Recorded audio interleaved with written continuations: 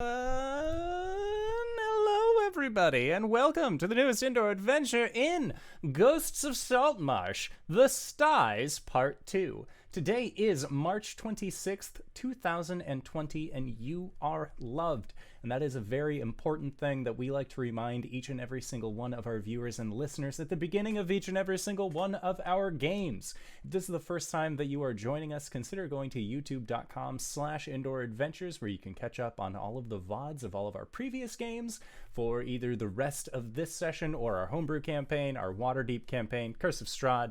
We've done so many things here on the channel.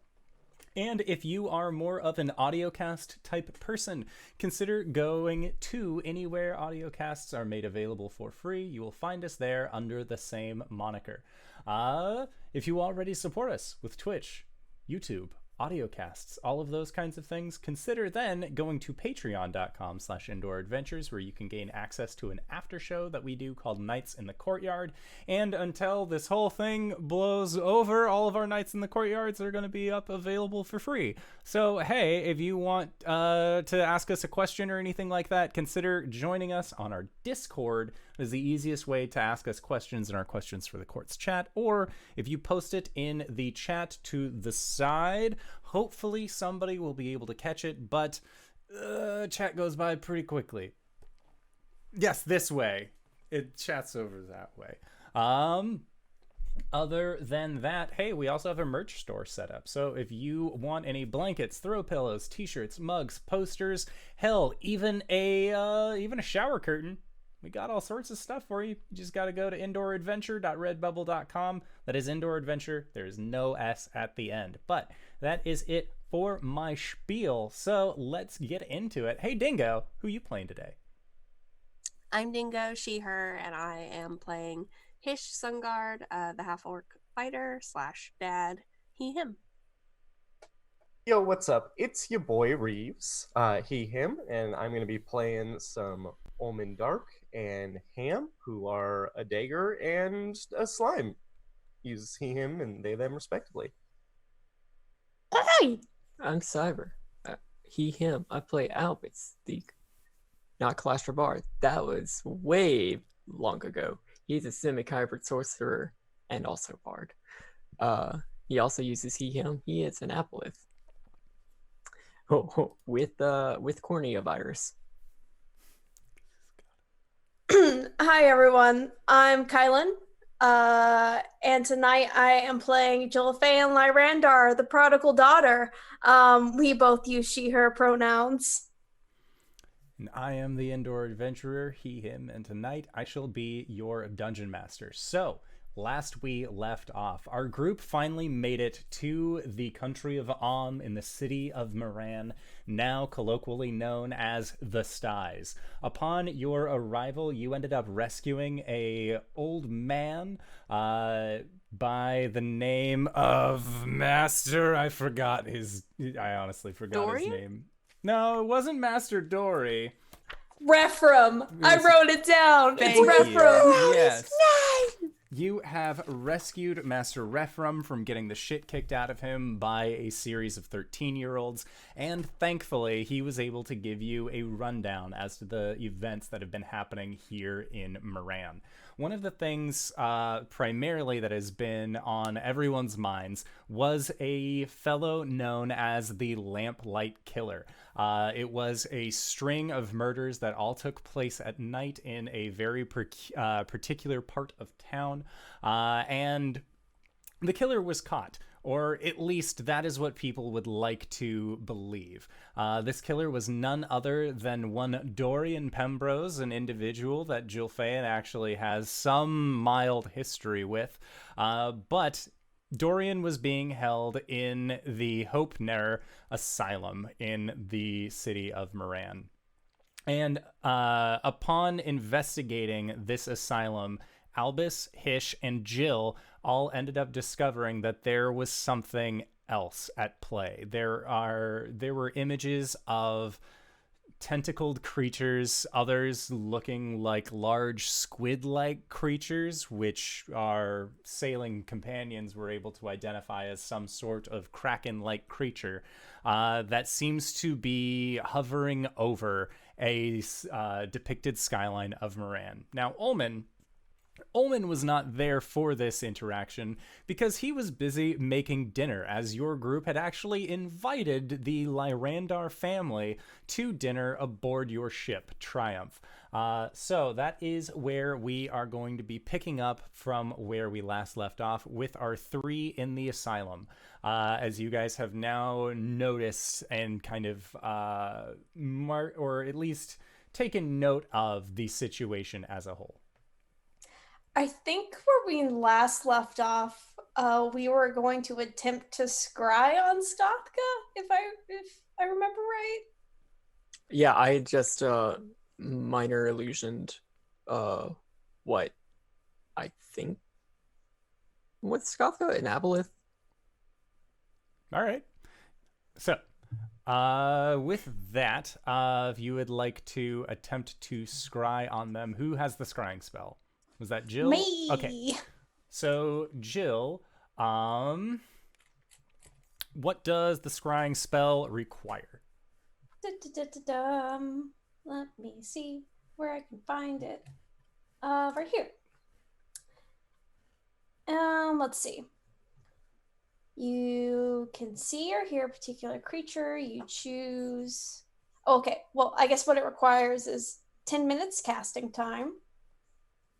And this verbal, somatic, material components. A wisdom save of 17, but there's like stuff added, subtracted, depending. Okay. So let me look at this. So I have secondhand knowledge of the target, so that makes the save a little easier for him, I think. Yes. Yeah. All right. But with a connection, you also have a likeness / picture, which is Albus presenting Sgothga. And back on your ship, there is also a former possession. Oh, we should go back to the ship then. Wait, what's the possession? The possession are the Black Tomes of Tharsden that were given to you as gifts by the cultists. Oh my god, we gotta go back to the ship. Sgothga once resided in that same temple. He previously has read through these books. I would count these as possessions towards this. Okay, do I need to have them on me immediately, or just the fact that I... Yes, you would be casting your scrying effectively with that thing. Yeah, I think Jill's about to start it, and then she's just like, wait a moment. I think I have something that belonged to him. The books. If we go back and I can, do this, and those are there, it makes things a little easier for me. Fine by me. I wouldn't mind leaving here. All right. All right. Let's go. Yeah, Hish will gesture for you to lead the way. Okay. And as you are all exiting out of this asylum, Hish, there's something weird that is kind of going on, or at least that you are catching a glimpse of, which is that it feels and almost looks like there is a rat that is following you. And it seems like this rat is most certainly like you're not normally a paranoid type of individual, but like you know that this creature is looking at you and seems to be following your group. Yeah, I think Hish looks back at the group and then back at the rat. I think he's gonna kneel down I want to insight check that rat. Okay. Make an insight check. I dingo know, but I want to insight check the rat. Hish has to vibe check this rat. Not a vibe. Not a vibe. That's a natural 20, baby. Oh my god, this is what Dungeons and Dragons is made for. So, with this vibe check on the rat, you've never seen this rat before. You have no idea what their end goal is. But at the same time, it is just a rat. And it seems like, if anything, there is purpose here with this rat as to why they are following. They have no method of being able to convey this towards you. But the body language that you are getting from this rat is non-threatening? Non-threatening, not a spy. They seem to be doing spy-like things. But as far as... You don't think that it's like a negative thing, necessarily. Yeah, I think Hish will, he holds out his arm, like, towards the rat to see if he'll run up. And I think he just scoops him up. Okay. Yeah, I'll say that you don't even need to roll an animal handling check for this. This rat realizes that Hish's legs are much longer, and the stride is much easier to be kept up. And once this rat kind of runs up your arm, they are, like, they seem to be focusing on Jill. Yeah, I think Hish kind of tests it out for a moment by, like, moving between Albus and Jill, sort of behind them. And then the rat will, like, run across, like, your back shoulders and, like, always tries to scrabble its way in a position where it can still see Jill. Yeah, I think he sort of takes note of it, but just kind of lets the rat sit on Hish's shoulders and keeps walking. Okay, at some point, as you are all walking, you see this rat kind of, like, ruffle in, like, put one small paw in between where its arm and chest would be and pulls out, like, a chunk of food. And you don't know where it's keeping this food, but it just seems to kind of start nibbling on it. But, yeah, Jill and Albus, you have just seen Hish befriend a street rat. What are you doing? Walking. With a very small creature. Yeah, I think it's a rat. Right. I also think he's keeping food somewhere in his armpit. Doesn't seem sanitary. So why are you carrying it? He looked nice. And he likes you. Check it out. And he like demonstrates by moving like behind Albus and then over next to you, Jill. Just kind of sidestepping. And the rat will always try and keep focus so that way it can keep looking towards Jill. See, he likes you. Get them to stop looking at me. It's discomforting. It's just a rat.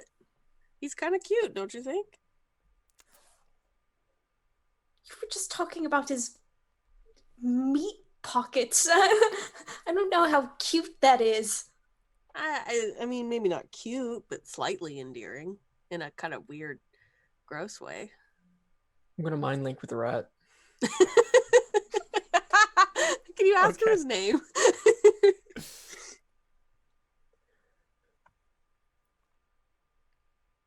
What are you doing?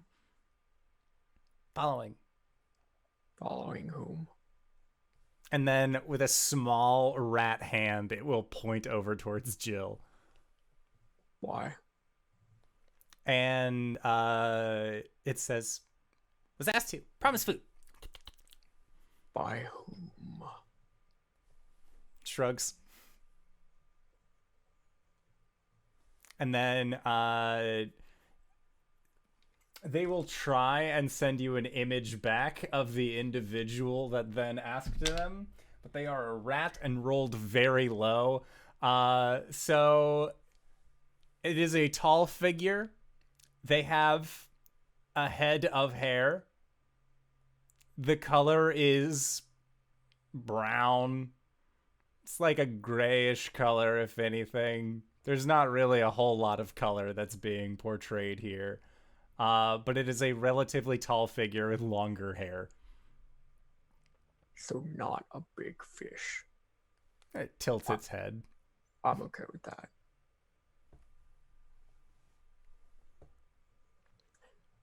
I'm paranoid. What you got? What you got against me? No, it's just like, oh, so it's not a big fish? Then I don't care that this rat is following my bread.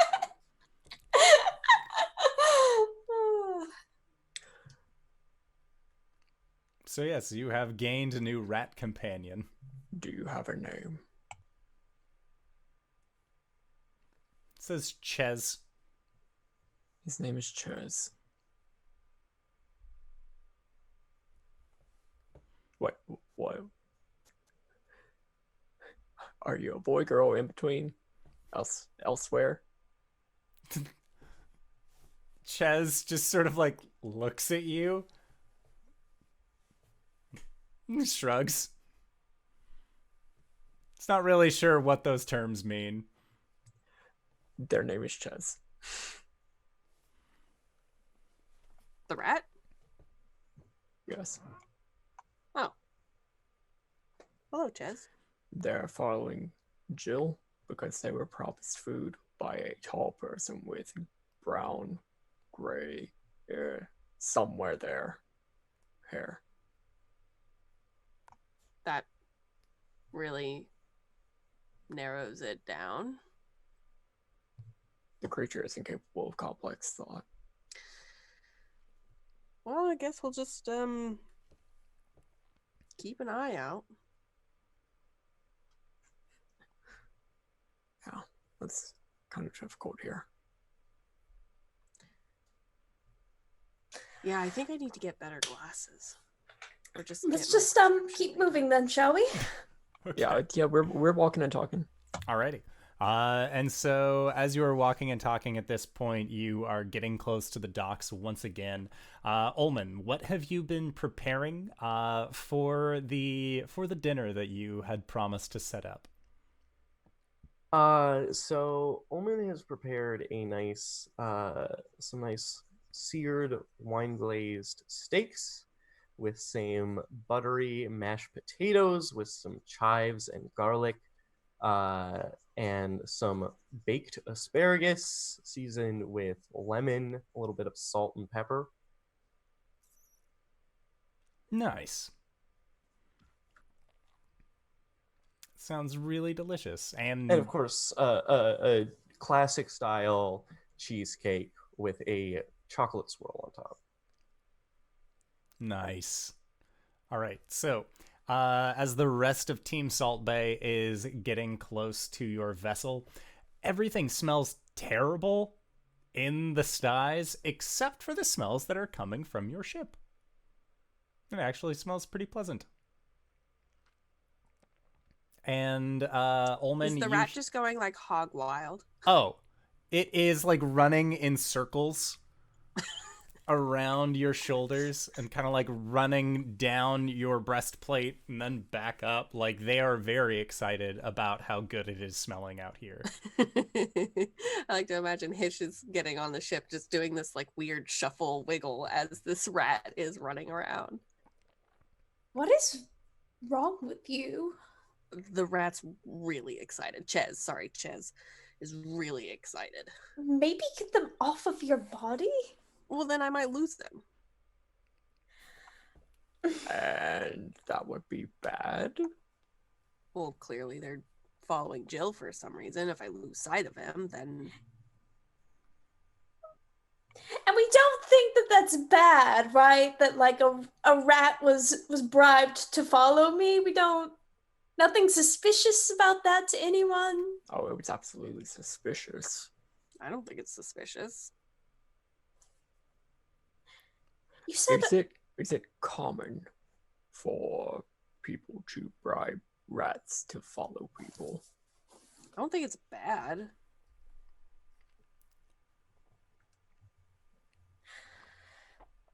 oh, For you to bribe. No, I mean that is bad, but I don't think the rat has any ill intent. Like, it's not his fault if he just doesn't go back to whoever he's reporting to. I don't see the big deal. And Ulman, you can hear the sound of your crewmates now having journeyed onto the deck of your ship. Yeah, I think Ulman is just full focus mode. So Okay. until they come into the kitchen, he'll not interact. Ulman, we picked up a rat. Oh. And Ulman when looks from where he's chopping. When Ches sees you, Ulman, they will scurry down. They will scurry down Hish, and then scamper over towards you. And I'm going to mage hand Okay. the rat. Rats like they're just like wiggling around. Albus. It's all right. He's a friend. You want a rat in your kitchen? Well, he obviously has to watch himself, but I'll get a bowl. I'm Again, sorry, this is he's a rat. friend. Just and to you all, I suppose you just hear a series of tiny squeaks from me. But Ulman says to the rat, whose name he does not know, "So everything is all right, I suppose? You're here safely." I don't like this. Just Well, being again like gotta be clean in my mage-handed. kitchen, but Ulman like points over at one of the steaks.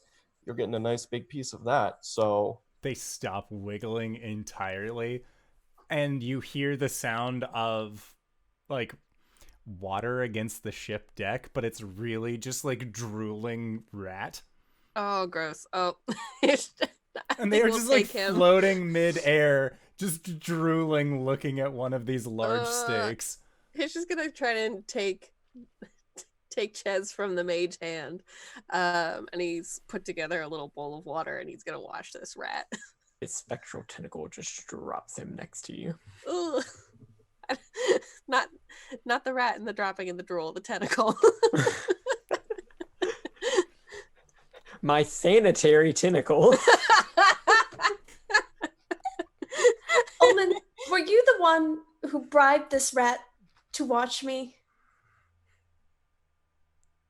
I suppose I have to say yes because Oh, obviously thank you heavens. guys saw him. But yes, I just wanted someone to be able to report in case you got into trouble while you were off on your walk. Well, Albus had me believing that some strange man was paying a rat to follow me. So you could see why I'm a little stressed. Oh, how did you get that idea, Albus?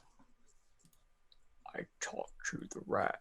Oh, I suppose we didn't talk for long, so we probably didn't have a very good mental picture of me. Their name is Ches. Oh, that's very nice. Nice to meet you, Ches. And Ches just has like a little rat frown as he is getting washed by Hish. I'm going to go cast that spell I said I was going to cast. Albus, you might want to come. Yes. Oh, did you guys find something? Well, sort of. And I think that Jill will just kind of describe, everything that happened at the asylum. And like the weird connections, like, oh, I met this guy in my like dream life. Well, at least I know my gut instinct was right that this killer was related to exactly what we're hunting. It's a good lead. So I'm going to attempt. I've never really tried it before. To see if I can locate Sgothga, or at least see through his eyes to give me a better sense of where he might be. I don't know if it'll work. Seems worth a shot, though. Indoor. Yes. What memory do I have of Sgothga? I would say memories of Sgothga. Or like, what was I able to hold on to if I knew his location? You just knew that he was here in Moran, but as far as the actual location of it, that wasn't something that you had necessarily pinned down. Okay. I guess I probably should have clarified this last time. Do I have any memory of like seeing Sgothga or what Sgothga looks like? Because otherwise I would have just predicted an Albus. Not all Albus look alike. I would say, as far as what they look like, Sgothga has been on the material plane for a long enough period of time that you wouldn't have an accurate depiction of what they look like. As far as you know, you are just searching for them, and when you see them, you will know them because they are also a large telekinetic catfish. But as far as like any particularities about them, that would be something that you wouldn't have access to. Okay. So for the purposes of scrying, I would only get the modifier from The book. having something that belonged to Sgothga. Yes. Cool. All right. Jill's gonna go to her room. It's gonna bring Albus along, and is going to pull out the books and kind of like set them out in almost like a ritualistic manner. As she casts the spell. Before you do, Oh. You're just going to feel your mind expand just a little bit as Albus establishes a telepathic bond with you. What does that do? Essentially, I'm trying to hitch a ride. Oh. you're trying to get a look yourself. I can either do telepathic bond, which lets us communicate telepathically, or I could just detect thoughts. But whatever you want to do, homie. Since telepathic bond is a higher level spell, I'm going to assume that one will work better. Oh, I didn't realize that was a spell. I thought that was a feature you had. Okay, whoa. Go off, homie. Nice. Alrighty, so Sgothga will be getting a total of a +1 to it because you have a possession, but it's also secondhand. Mm-hmm. Okay. So, and what is the number they are trying to beat? 17. Okay. Wisdom save.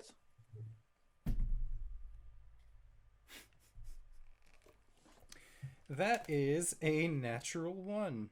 Yeah! Okay. So you create an invisible sensor within 10 feet of the target. You can see and hear through the sensor as if you were there. The sensor moves with the target remaining within 10 feet for its duration. Instead of targeting a creature, you can choose a location that you've seen before. Alrighty, so sounds good. It's like 3 books needed in order to cast a single spell, but that's D&D. So with the sensor, when it is cast, there is there's a moment where there is just darkness, and it becomes and it is kind of difficult to see as your eyes, you've not casted scry on anything before, so it is very difficult to actually kind of fine-tune it. And what you end up seeing is your vision is sort of magically altered to see within these areas is you yourself, actually. I believe you have dark vision, so that's totally fine, but you are seeing more of just like the black and white grayscale of dark vision through this magical sensor. And it is a cavern beneath somewhere. You're not exactly sure, but there is a pool of water, and you can just see that there is this large form that seems to just kind of be swimming around it. And while you are there and paying attention to this creature and seeing this, you hear the sound of footfalls, and you're able to kind of turn to see where these footfalls are coming from, and there is a lumbering figure that makes its way down a more open hall, and you see that it is a human, but this human looks bloated. Like there is definitely, like, it's like when you see a corpse that has taken on a significant amount of water. So for example, if you have seen The Shining, the bloated woman in the tub, it is like that, but this individual is capable of walking, and they are wearing nicer clothes, but you see that there's something wrong, like physically, with them. One of their eyes is just sort of like lolling around in its place, and you can see that there are lesions that are actually coming up the side of this figure's face. And this large form in the water swirls and then seems to just sort of stop in one place, and there is a moment where this figure standing there is looking down at the water, and then you hear that figure say,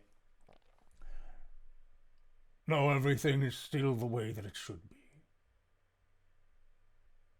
Yes, I understand, but it will be fine. We will keep finding bodies. No one's even paying attention here anymore." No, I understand. Well, no, I would never think about... No, please, you just... It will be fine. You have my word. and then you see this figure look like recoil a little bit, and then they shake their head and says, "Well, yes. No, thank you. The scum have been very, very generous with their offerings. It will be in the ship for now, but soon, as you were, master." And the figure then bows as this form inside of this pool of water underneath the cavern kind of does a few quick circles, and then this figure backs up and recedes back into the hallway, and you can just hear their footfalls receding. And as you continue to look down at them, you see this form kind of circling in the water stop. And then it swims up towards the surface, and you can see the shadow of it getting larger as it approaches, until eventually it just stops. And this form seems to be focusing on the direction of your magical sensor.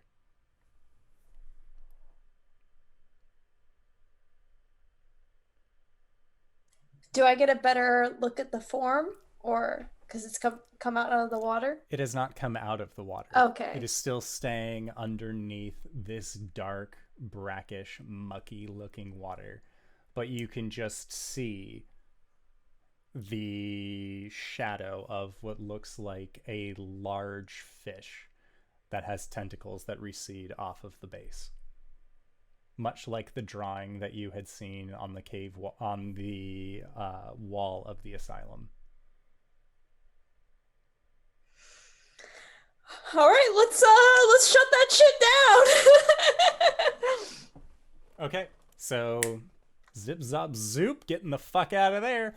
The sensor is ceased. Albus, you're like 100% sure. There is no room for error. That was most certainly Sgothga. Do you have a sense of what was going on down there? He still has the telepathic bond up, so you just hear in your mind, yes. Albus, make a Arcana check at advantage.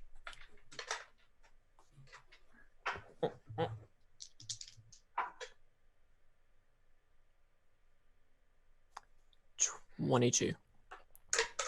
The bloated man that was speaking to Sgothga, he looks and looked like he was halfway between human and scum and stopped. The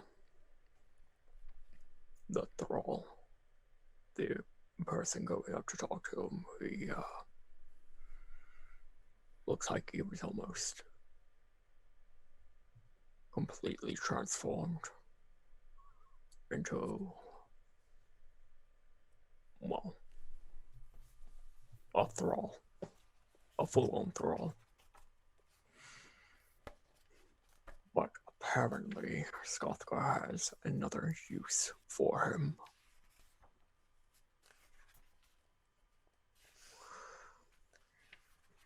Okay, what's this about scum then? Scum.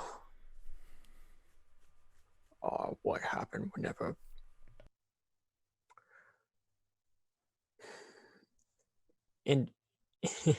Indoor, what is the actual lore for scum? Scum lore.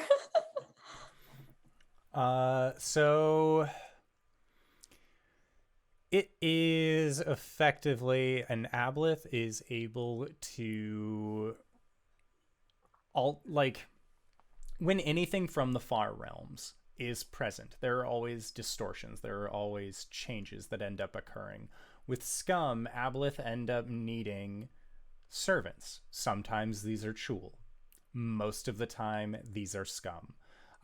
In the same way that mind flayers, illithids are capable of then if one of them comes in, they can start creating more mind flayers / illithids.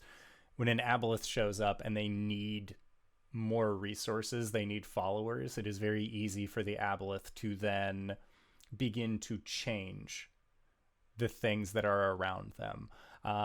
Previously in this campaign, we had actually seen some form of this with Right. the wizard whose house Albus ended up taking over as you had accidentally chapsticked them by just giving them galaxy brain over over an extended period of time.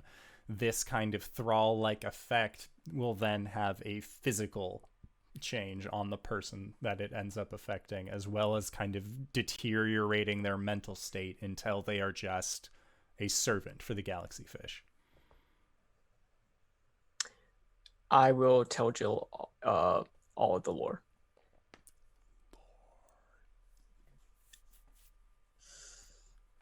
Okay. And it seems as if he has created many of them. We would need to be careful. Follow-up question. They don't necessarily need to be alive for this. So say if someone was bringing dead bodies, would they be able to? They need to be alive. Yeah. Okay. Only living people. Okay. I guess I'm just trying to draw connections where there aren't exactly any yet. I don't know. I'm more confused. I had hoped that we'd get some sort of sense of where they were, what they're doing. But I'm still kind of lost.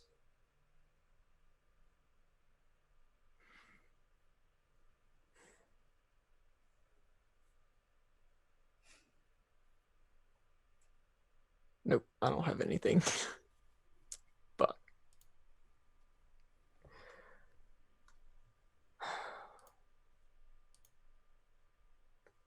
you don't recognize that person, do you? Do I? You've never seen them before. Not even remotely.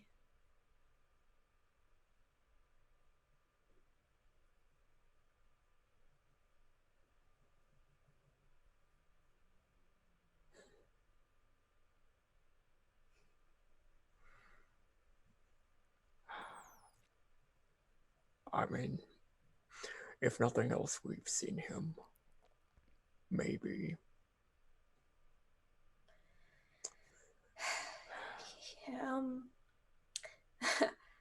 To add to that, it's also entirely possible that That he's well, seen us. Yes. Well, I don't know exactly how well it works. It might just be that he's aware that someone's peeking in, which could complicate things.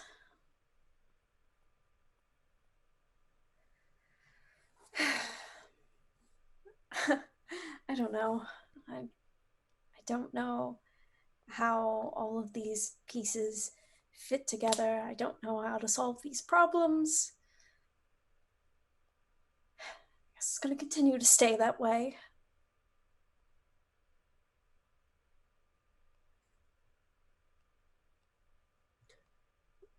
Perhaps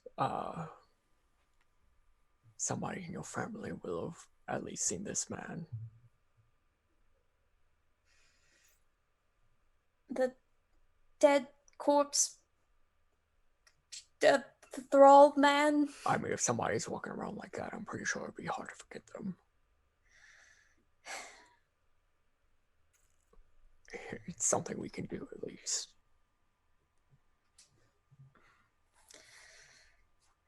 I just don't know if my family particularly wants to get wrapped up in any of my business.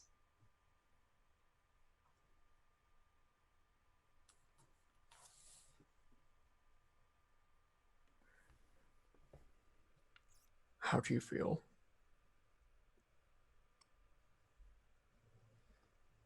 About them being back? My family? Yeah. I'm thrilled to bits that they're safe and they're thriving despite the circumstances.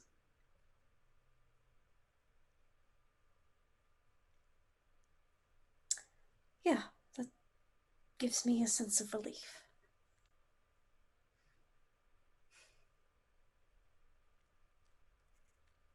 That's all I ever wanted, was for them to be okay.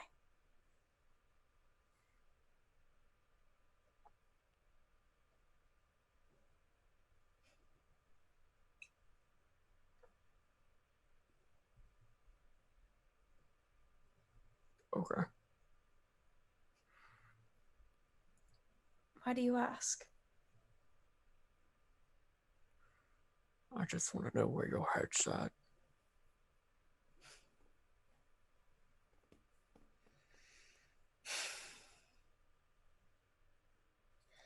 They're not going to be a distraction for me or something that holds me back, if that's what you're concerned about.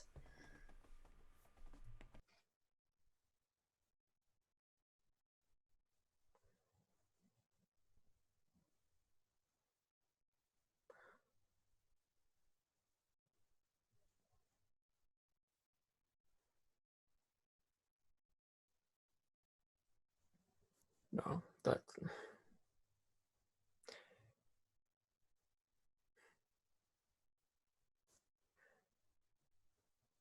I'm sorry, I don't even know what I was asking.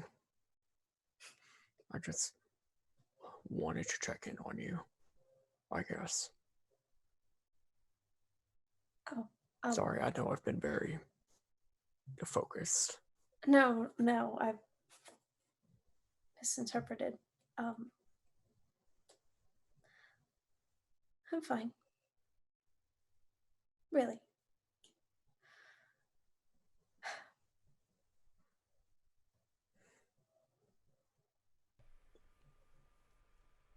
Yeah, now Albus is just gonna leave. Okay.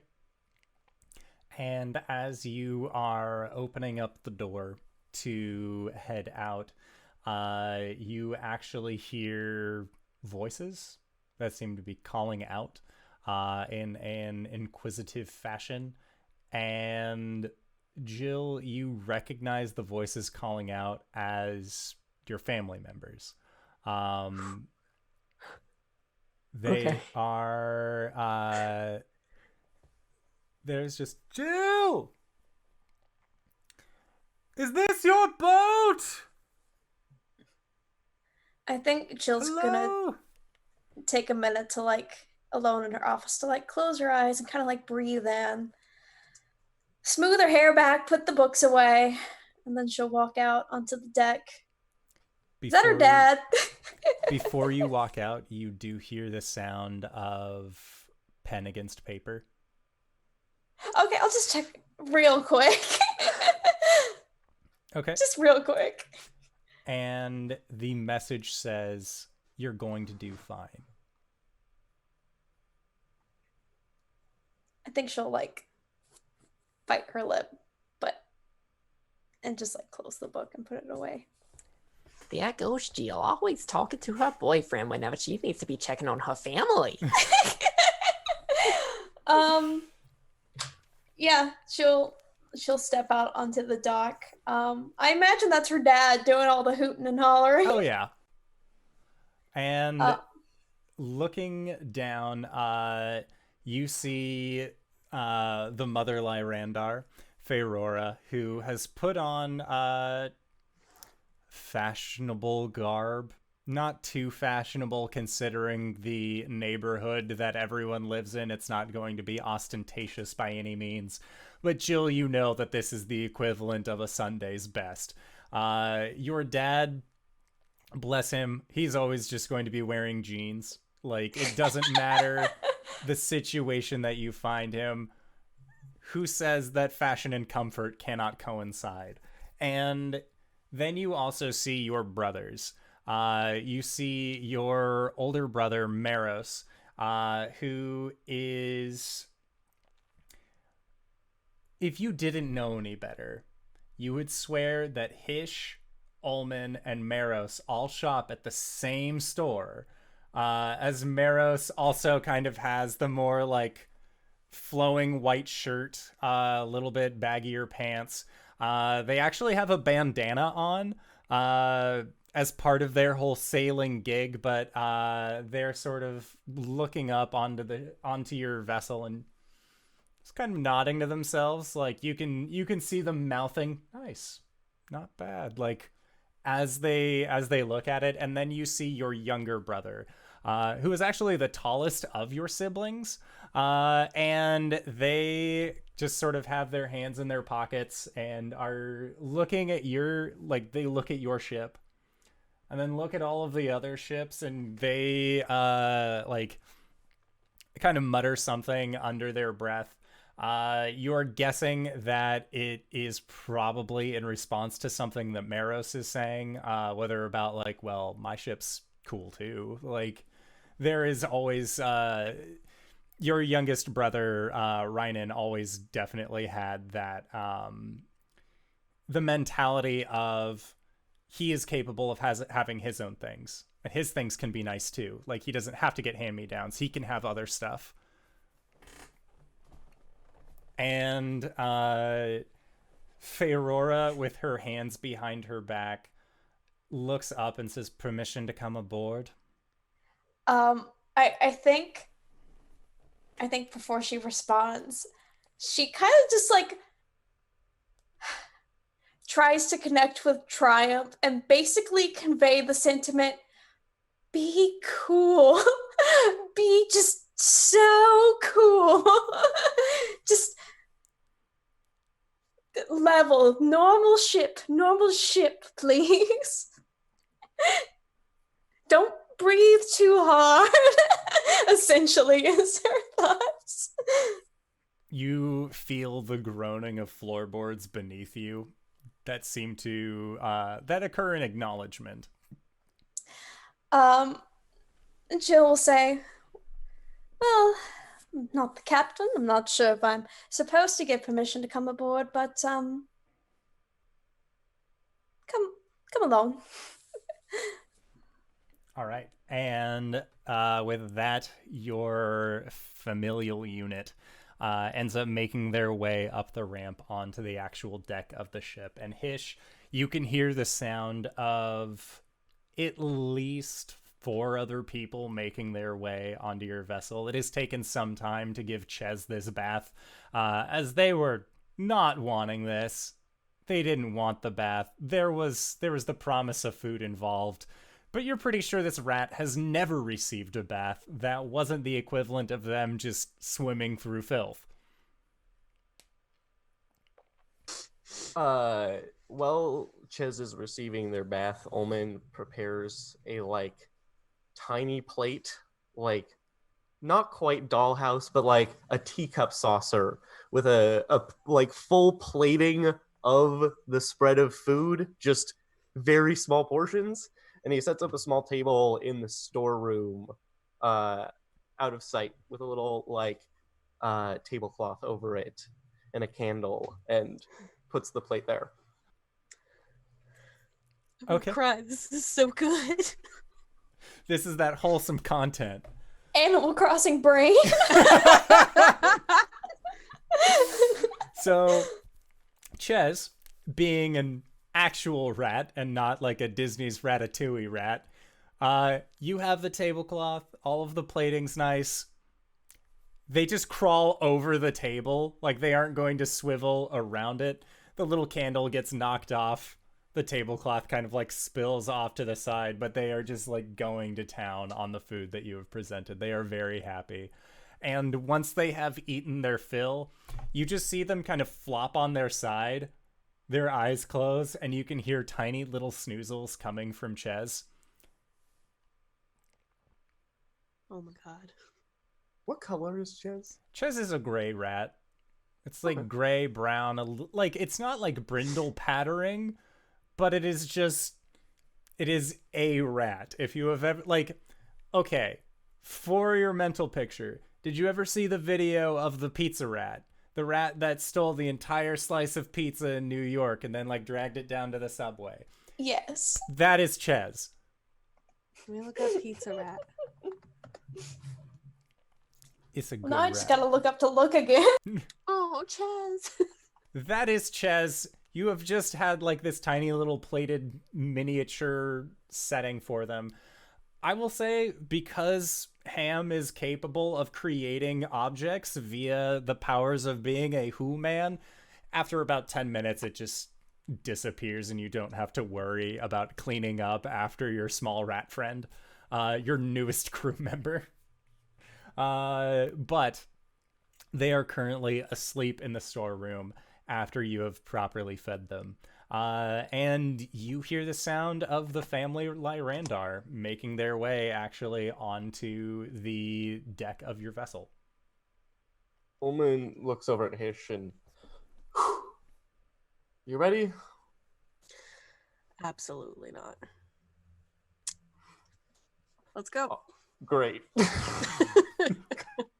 Yeah, I think he claps Ulman on the back and goes to greet the family. Okay. I want to meet that dad. So Hish and Ulman, when you step outside, and Albus, when you get a good look at the family as well. As previously, you have already met Feyrora, you've already met Saril. And Saril is still wearing that like very thick woolen sweater that has the kind of unique patterning along its make. Jill, you would know these as these are called sailor patterns. Specifically, the patterns are meant to represent and are indicative of different families. So that way, if you are at sea, you end up getting like your ship ends up going down. If they find a body that is wearing that thing, they can at least identify where the body came from. And a lot of the sweaters that are worn by sailors are of that similar style, where like you can tell who they are just based off of the sweater that they are then wearing. And Saril has his. You see that Meros also he's not really like, his is more of like a button up, but he has left the buttons open so that way he can still have his like broad-chested shirt. And Rynan, very much like, he looks like he is wearing a sweater that was probably Meros's at one point, but because he is the taller of the siblings, it's a little short on the cuffs, a little short on the tummy. He is definitely wearing this sweater more probably because Feyrora told him to wear it versus him actually wanting it to wear himself. She's already made the first move on the chessboard. Damn it, we're behind. Yeah, whenever everyone comes out, I'll be like, well, you've already met my parents. This is my older brother Maros and my not so little brother Rynan. He was shorter when we were kids. And you see Rynan just sort of like shoots a quick glance over to you, and you can see that like he doesn't appreciate you telling people that, but obviously like no matter how you frame it, that's going to be the truth. The children are small. Like, it doesn't matter if he was taller now. He was always going to be shorter as a kid. Whereas Meros, like, he'll come over and he'll give a full hearty handshake. It seems like he has definitely taken after Saril in terms of hospitality. And then when he gets over to you, Jill, he will actually just like wrap you in a big bear hug and like lift you up off of the ground because he knows that you don't like not having your feet being planted on the ground when he gives hugs. Stop it, let go of me. He will like muss up your hair as he does, and then says, whatever you say, whatever you say. Now, I was told we were having dinner, and Feyrora just like shoots him a shifty-eyed glance, And you can see, like, the family is vibe checking each other during this interaction. Much as when you first met Jill, when she was still a cleric of Umberly and Saltmarsh, it seems like they are all, like, insight checking each other to see, like, all right, how is this going to play out?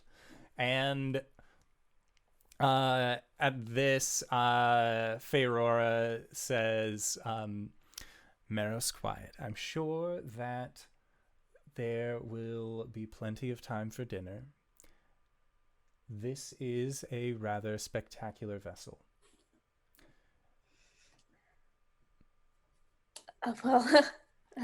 Thank you. I mean, I guess it's Hish's, really. Well, yeah, I suppose it is. And you hear Rynan under his breath say, mine has 2 sails, but nobody talks about that at all. Like, I think Hish sort of leans down a little bit, not in like a patronizing or like condescending way, but he says, 2 sails, did you say? Yeah. Well, that's quite impressive. Which one out here is yours?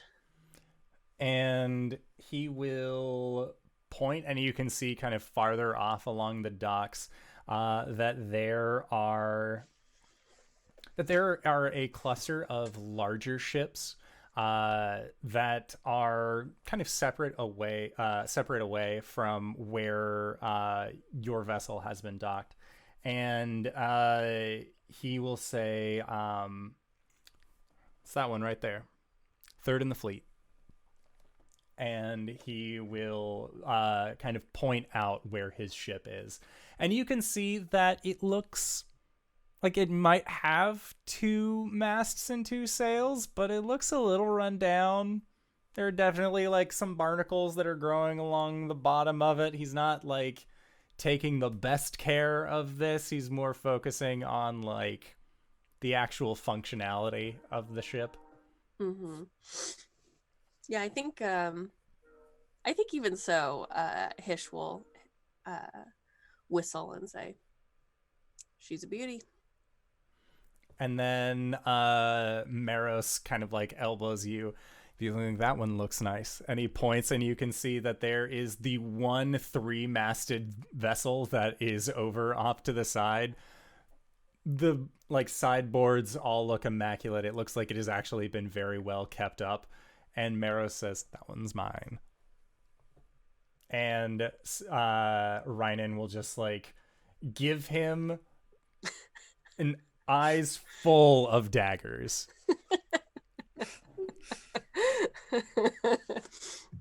Wow, who would have thought that you two would have managed to procure your own ships?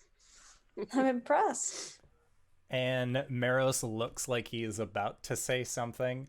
And then Rynan says, Mr. Dory is a very giving employer. He saw the skill that we have and wanted to reward us for it.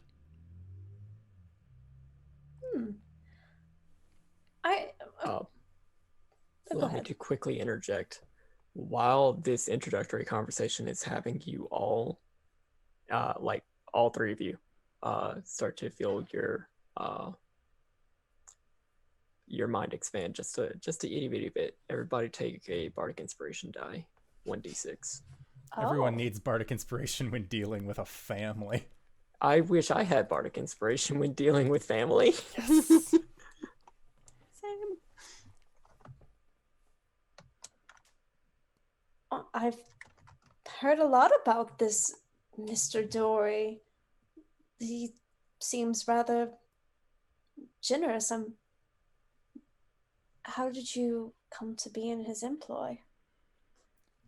And Meros says, well, when there's not a lot of work to be done, and he motions towards the Styes, as far as people trying to hire sailors, well, when someone comes along that's offering a decent wage as well as the possibility of eventually captaining their own ship, it's kind of hard to turn that down. He showed up probably a few months after you left. Work sounded good, so that's what we've been doing, and things worked out pretty okay. I see. I don't suppose you could perhaps give me an introduction? You know, for your sister. And Maris says that he'd be able to, or at least is about to. And then you realize like there is a missing outline of where your mom is. Like she is just sort of like stepped aside during this whole conversation, and she is just like investigating around the boat, like going around the dock, like kind of like touching the handrail, goes up, is getting close to the helm that you know currently has your Eldritch Charm tucked deep inside, and she's like looking at it, and then is going over to begin investigating that general area as well. Oh, he's just gonna step in. Sort of almost panicked. He clears the stairs in one go and says, I would appreciate it if you didn't touch all of the things on my ship, though you are welcome to look at anything you like. Of course. I would hate to impose. You're not imposing, just some of these things are a bit fragile, is all. I'm fairly aware and familiar of how ships work, Captain Sungard. Regardless, there are some things I would rather you not touch, please and thank you. Of course. And Jill, as you are asking about an introduction, Maris says that he would be able to give you an introduction if you would so like. And Saril says, "Are you planning on sticking around then? Are you looking for port work?"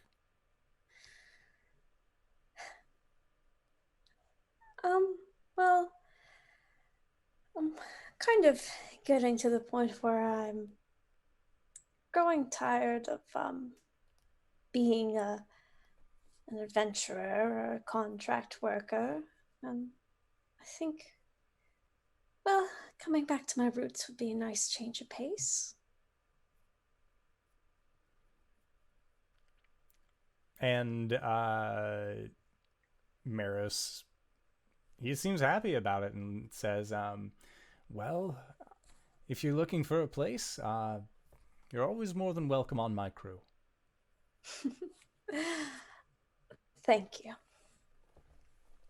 And then you hear this like, and Maris like holds his stomach. It smells really good up here. I'm sorry. Ulman like puts up his finger and, yes, cheddar is nice and all, but it's much nicer around a table with food in front of you.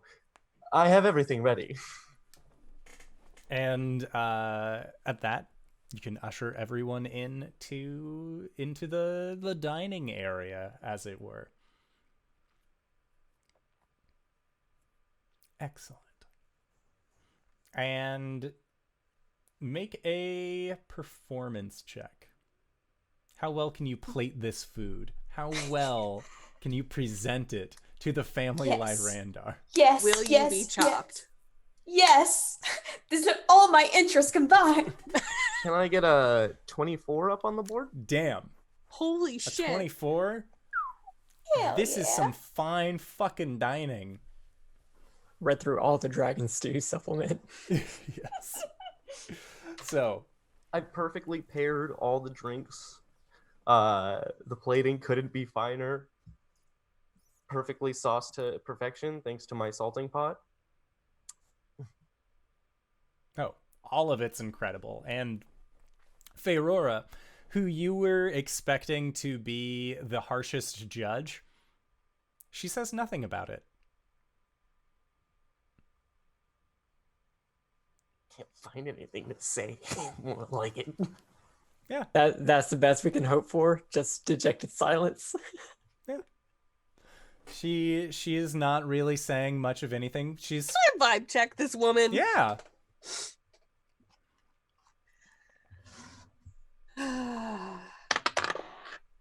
That is a 15 plus, what's my vibe check? 7 plus 7. Okay. Whatever that is. Yeah. That'd be a 22. 20-something. Yeah. With a vibe check. She doesn't need to say anything about it. Food's good. That's true. It speaks for itself. Yeah. That's her stance on it.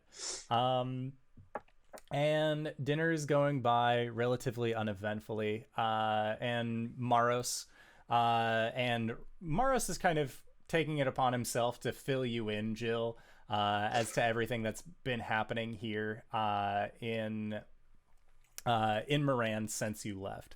And Reinen will kind of interject every once in a while, and they are basically giving you the same information that Master Refram had given you, but with the same kind of candor that you would expect from your siblings. Very much a like, oh, do you remember this one place that we used to go to all the time? It closed down, like the building fell, like that sort of thing. Like they're letting you know more about your old haunts and how things have kind of changed for those. And then their conversation is almost drawn more towards they seem to focus a lot on there was a serial killer in town, and they seem to be talking about the Lamplight Killer as well. And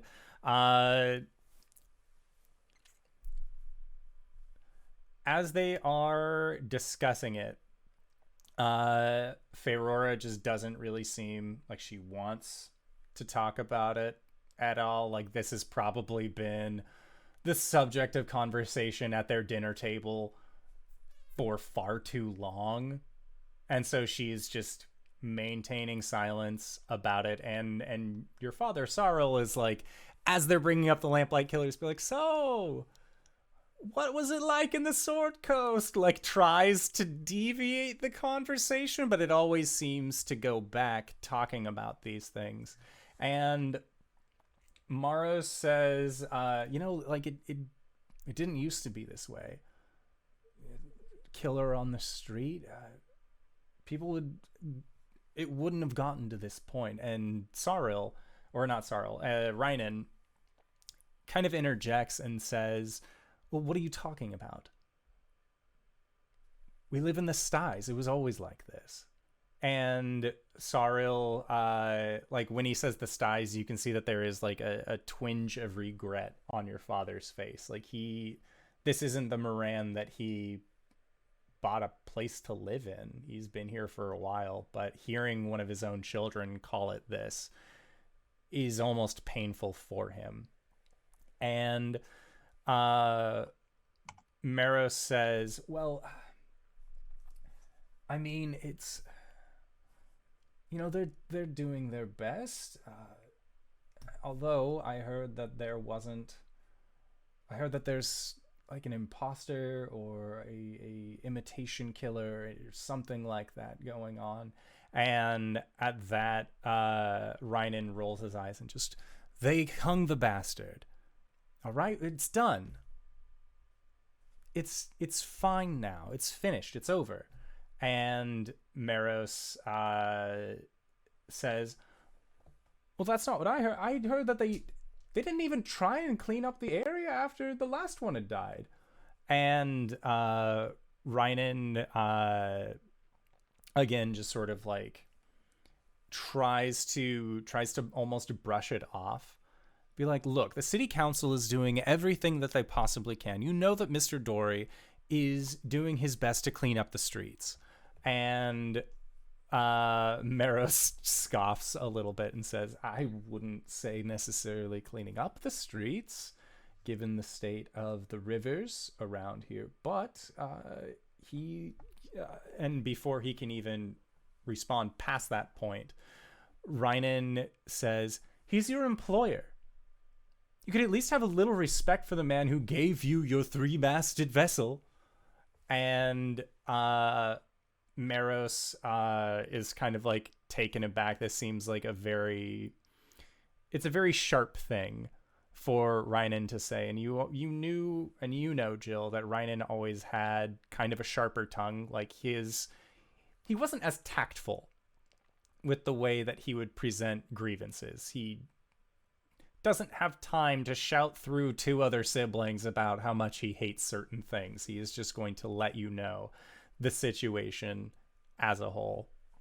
And at this point, Reinen seems to be taking defense for Mr. Dory and says that he doesn't appreciate the way that his brother is speaking about their employer, and at that he stands up from his table and looks over towards you, Ulman, and says, thank you, the meal was very good, and then begins to walk out. And at that, Saril kind of follows his son out and just, it was good seeing you, Jill.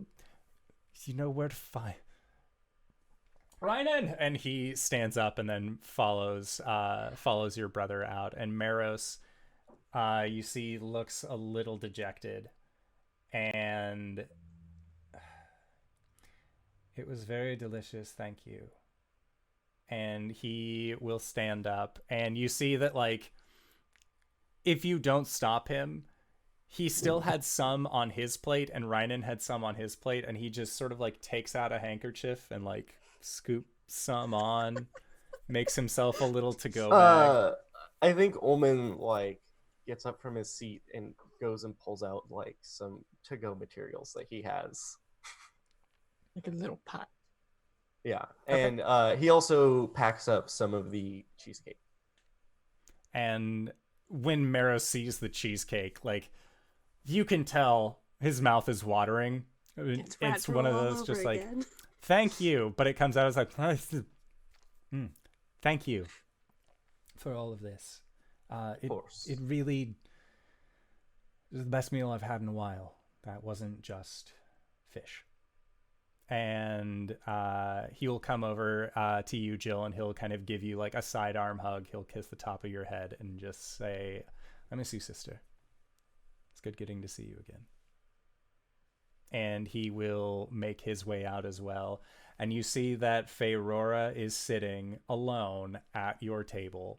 And she pulls out a small napkin, kind of like dabs her mouth, sets the napkin down on a completely cleaned plate. She is the president of the Clean Plate Club, and says, thank you all for your hospitality. And then she looks towards you, Hish. Thank you again. Of course. You are welcome. You and your in family our are home, always welcome here. as you are welcome in our home anytime. Jill. And she will just like nod towards you, and she will stand up, and she will also leave. Okay, 2 things. I want to retroactively like vibe check Reinen to see if like that's his normal level of terseness, or if he's just being like super defensive for some reason. Okay. Vibe check. Insight check who? You have Bardic Inspiration. I do. That is a vibe. That's a vibe. Well, it's probably good enough. 15. That is a vibe. You feel like Reinen...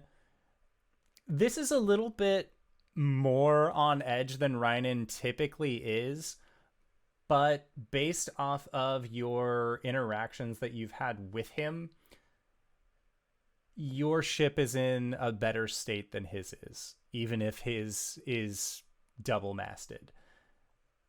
To have dinner with his older brother, who is doing far better than he is, with you, who is also doing better than he feels like he is, and then to have the one thing that he prides himself on, being his work, kind of get a little shit on by his brother, who again is doing better than him at a job that Rhiannon doesn't feel Maros cares about as much.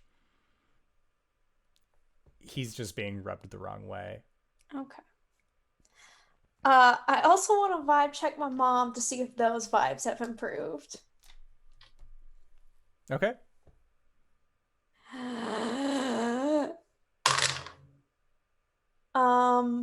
You know what? I'm gonna add the insight dice to that one because it's my mother. You need a galaxy brain to insight check your mom. 19 for mom check. Her vibe, all things considered, has not changed towards you. Has it changed towards your crew members? Yes. Okay. I think as her mom is like probably like going down the steps, like Jill's probably like sitting in the kitchen at first, just kind of. And I think she's gonna like follow her out, and then probably as like her mom's like, you know, touching the ground, Jill's probably gonna call over from the side of the ship, be like, "So that's it then." And your mother will look back towards you, and she says, "It was very good."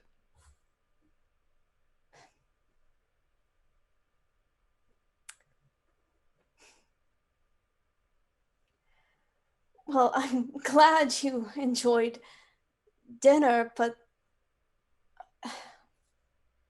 it's not. What do you want me to say, Jill? I don't know, that you missed me, that you're glad I'm back, maybe just a modicum of relief, of affection, something besides this cold shoulder you're giving me. And she will close her eyes, and she takes a deep breath and then exhales. I'm glad you're safe, and I'm glad that you are in fine company.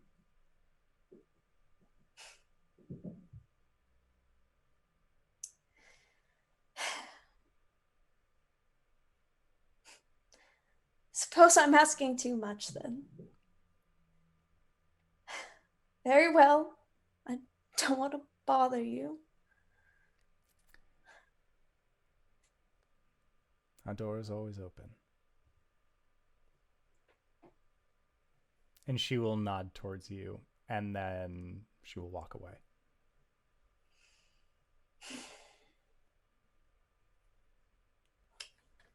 And as Feyrora leaves, that is where we are going to go into our break for the evening. So I would like to say thank you to everybody who's decided to stick with us and join us through this fun-filled family dinner. We're going to try and be back in 5 to 10 minutes, so don't go no place unless it is to grab a food, grab a drink, grab a friend, or possibly go to Indoor Adventures or PayPal. No, not PayPal. Don't go there. That's a bad place. Patreon.com/Indoor Adventures. We're putting up all of our after shows for free until this whole virus thing pans out. So, you know, hey, that could be a bit, but until then, maybe he'll support the show, and we will see you guys shortly. All right, everybody. See you soon. Hello, everybody, and welcome. We have just gotten done with a fun-filled family feast. The family Randar has then left after having a brief argument at at not their own dinner table, and we now return to Team Salt Bay after Jill's mother has just kind of turned around and left Jill standing on the deck of Triumph.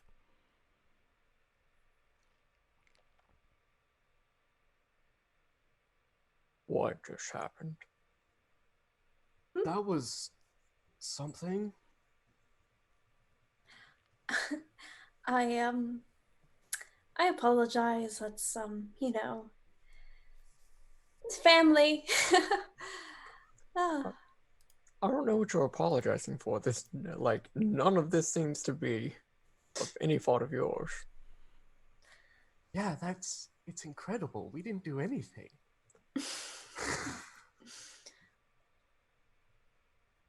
they're they're a lively bunch.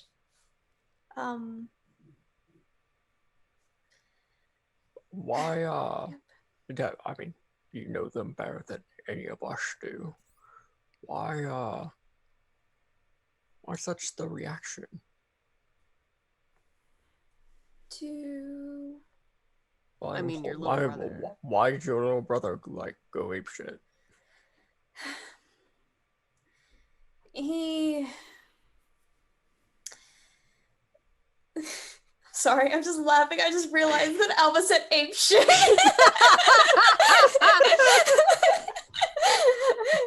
He well, he's the younger of us three, and well, that comes with all of the advantages and disadvantages of being the youngest, and well, he's always had a chip on his shoulder. It feels like he has something to prove, and I mean, your older brother was older, right? Or maybe just older than the middle one, or older. older. I'm the middle child.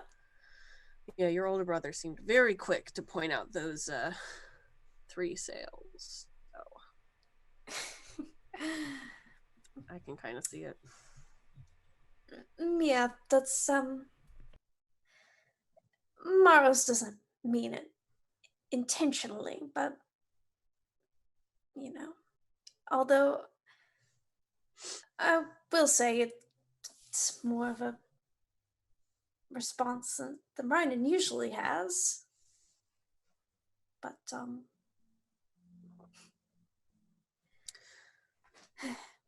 I guess there's something else going on there too. I really want to meet this Mr. Dorian, and Morrow said he would be able to introduce us, so of course you're all welcome to come along, but I'm just I guess curious about where this outsider came from and suddenly set up business and got on the city council in such a short period of time. I mean, been gone a year and a half, but that's not. With what Rynan said, if he's to be believed about this man, he's trying to stop the pollution and help the city. But who else on the council would? Who's getting the money? Where's the money? Who's in charge of the Alchemist Guild? I don't know. It all sounds a little inkish to me, don't you think? What do you Other than mean? that, other than the helping the town part. Him just coming in and setting up shop? Generous employer, comes in, sets up shop, has all this money. It's a lot of corners for profit. But we don't see any. There's no branding around, and we know that they That's put that right. out right away. Well, that's why I said Inc-ish. So he's a savvy businessman. Sure. If any rate, even if he is. Sorry, there's just some stomping going on. Another ship just off in a that way direction. Yeah, they're getting rowdy distracting out me. there. If he is who my brothers say he is, and maybe perhaps he is a good man with honest intentions, then if maybe we can talk to him and he can use his position on the city council to, well, I don't know. It might be our way in to going about fixing these problems politically. All right, I see what you're saying. It just feels very suspicious to me that, it doesn't seem like he's been here for very long and he's already on the city council. Like, nothing about the government moves that fast. That's exactly my reaction, and that's why I want to meet this person. But if they are just a decent person, then I want to capitalize on that. Okay. Maybe rethink the way you just said that.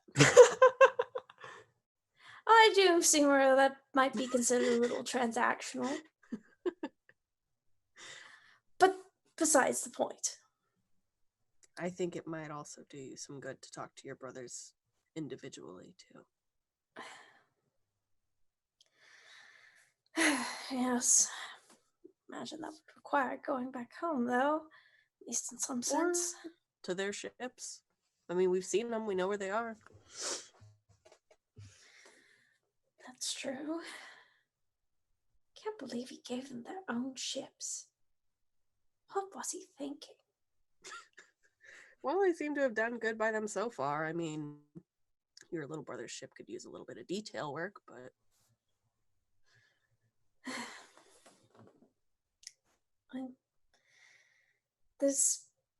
I feel like a lot to be done. I don't even know how to go about this whole... Oh my gosh, gods, I did not even tell the two of you what we saw. I completely so forgot. The spell was successful. Yes. Oh. And then Albus was also able to see it because Albus was in my brain, I guess. That's fun. I don't want to think Ulman about that just too hard. waves his hand dismissively. But, well, you might be able to explain it better than I. We saw, we eavesdropped on a meeting that Sgothga was having with another person. Honestly, they looked really, sick and bloated and... Dead. They looked dead. They looked almost dead. I really wish I had a point to talk about the sickness in the city because I would have asked your family about it. But yeah, apparently Sgothga has a few scum at his disposal, other thralls, and I don't know, they're still collecting bodies for something. So, okay, then we can safely assume. I think that that's who's behind all the murders in the city, and that kind of makes sense if they're using people to do that.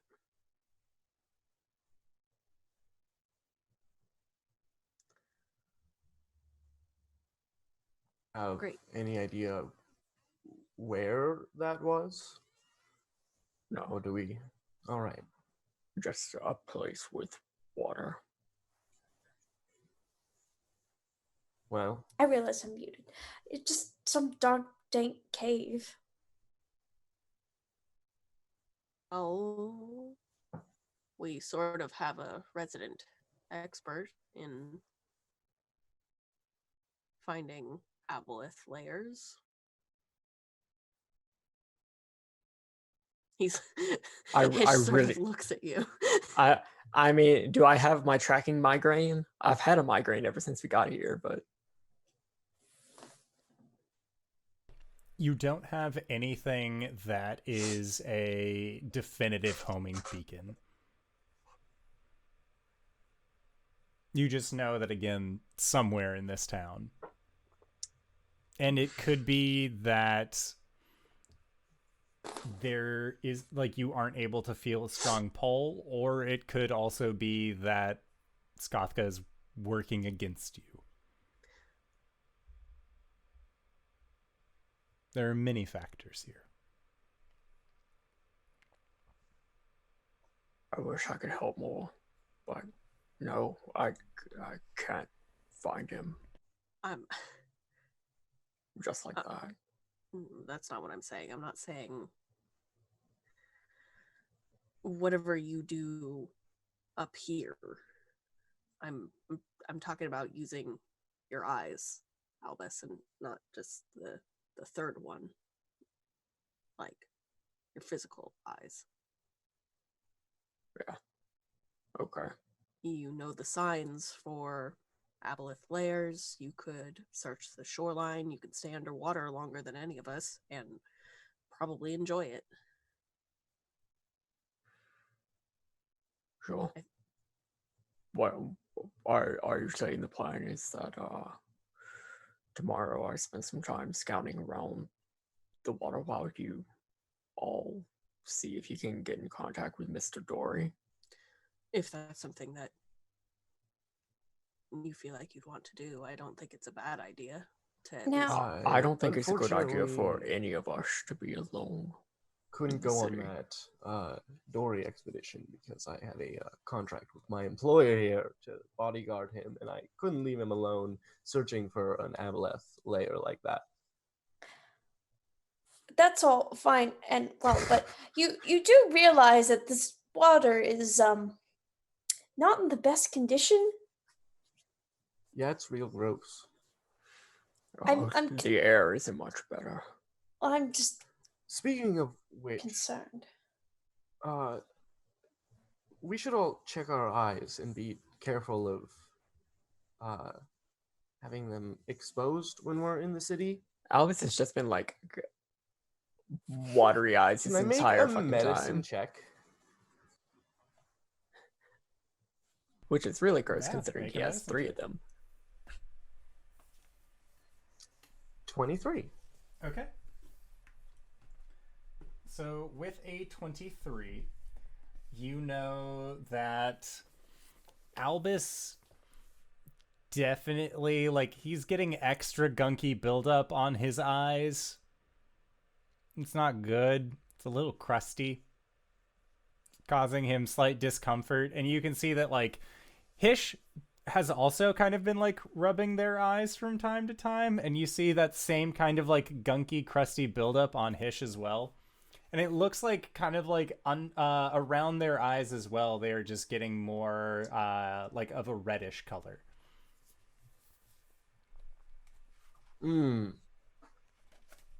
Yes, Hish, I'm afraid there's some air in your eye. What? And I mean the Well, bad when- air. Yeah, but air is sort of always around your eyes. You have the crusty eye disease. I don't have crusty eyes. I just You need to go get my glasses. I think we can. Is there a way to fix this? Like, is there a medicine that can be created, or Or can someone slap on some restoration? like a cure disease or something? There are many magical means. Stares at cleric. Oh, so you come to the cleric for the healing. I'm looking with my special eyes. Yes. Albus, you Do I you have it as water? well. You look to be fine though, Jill.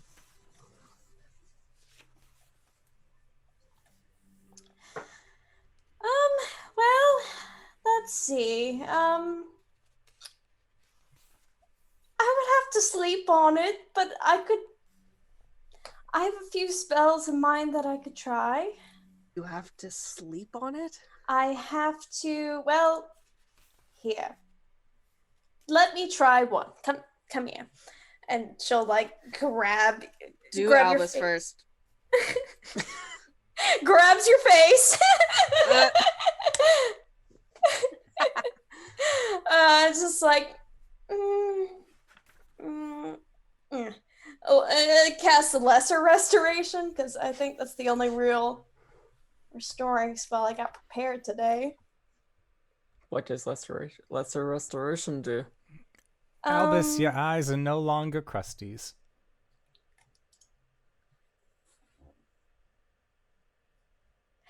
Oh, that's actually so much better. Oh, excellent. Okay. All right, Hish, your turn.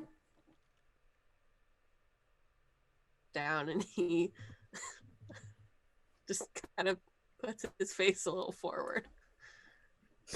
There's going to be a small puff of air directly on your fucking eye. Fuck. Oh, I hate that. the worst part. I'll just dump another lesser restoration into old Hish. My balls. Huh. That wasn't so hard. Yeah. Yeah, that's a lot better. Well, thank you. You're very So welcome. we just have to do that every day in case. Well, I think from this point forward, we just need to be cautious. Of what? The air? It's everywhere. We do we have goggles anywhere? We could probably buy some. We just need to avoid having the bad air touch our eyes, I think. How else would you explain it?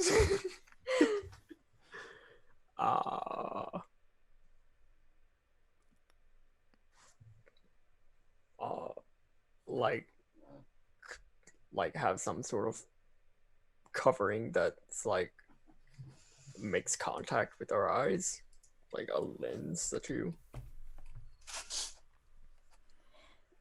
Oh, like, well, what would you make it out of? That seems uncomfortable.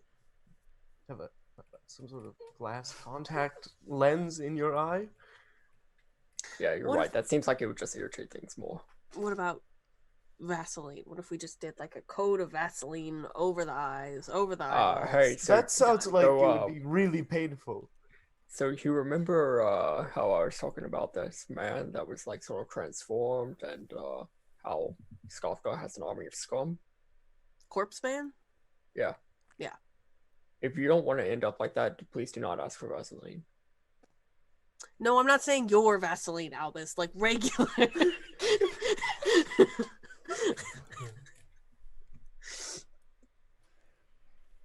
What's wrong with my Vaseline? You know what's wrong with your You Vaseline. just said!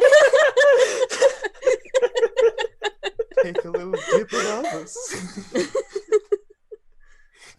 Y'all are fucking wild.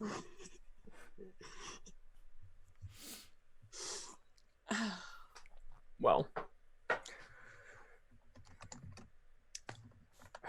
I guess maybe we can talk to whenever we get this meeting with Mr. Dory.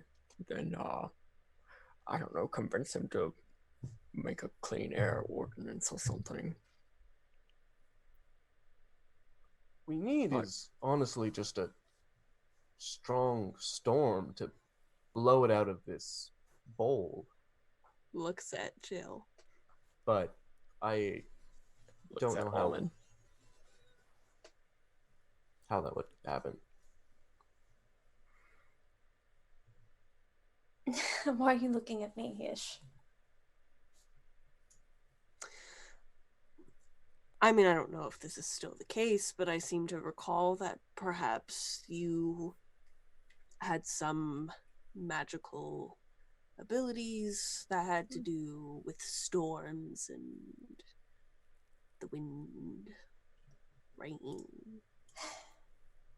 I mean, maybe not rain because it'd probably just be acid at this point, but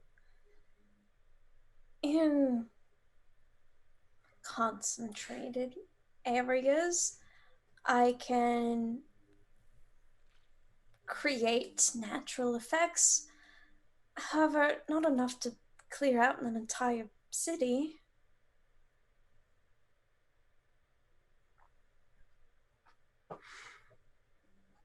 goggles Well. it is then. I can make sure I have spells prepared that focus on purifying things, protecting from poisons, just to keep our bases covered, I guess. But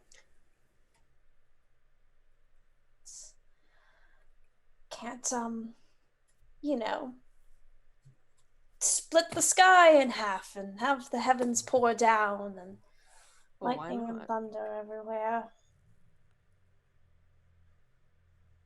You made an entire ship.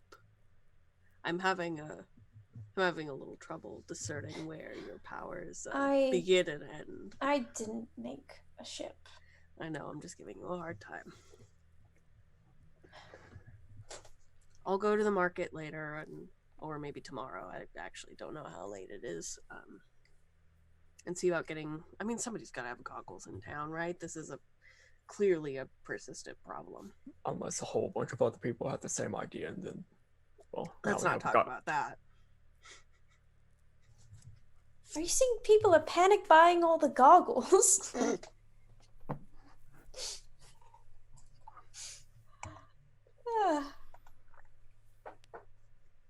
Okay, well, so tomorrow, Hish and I go see Mr. Dory and Albus and Ulman. Do you want to scour around for this lair? Is that... Are you sure? I mean, Ulman, yeah, you can swim. You've got the 10-gallon hat. I mean, we can try it. I'm worried about how good our overall vision will be under the water.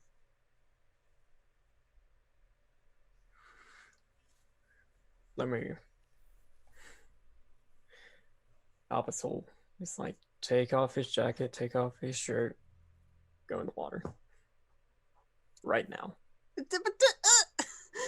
Okay. You don't have goggles! Nope. We're not gonna get goggles?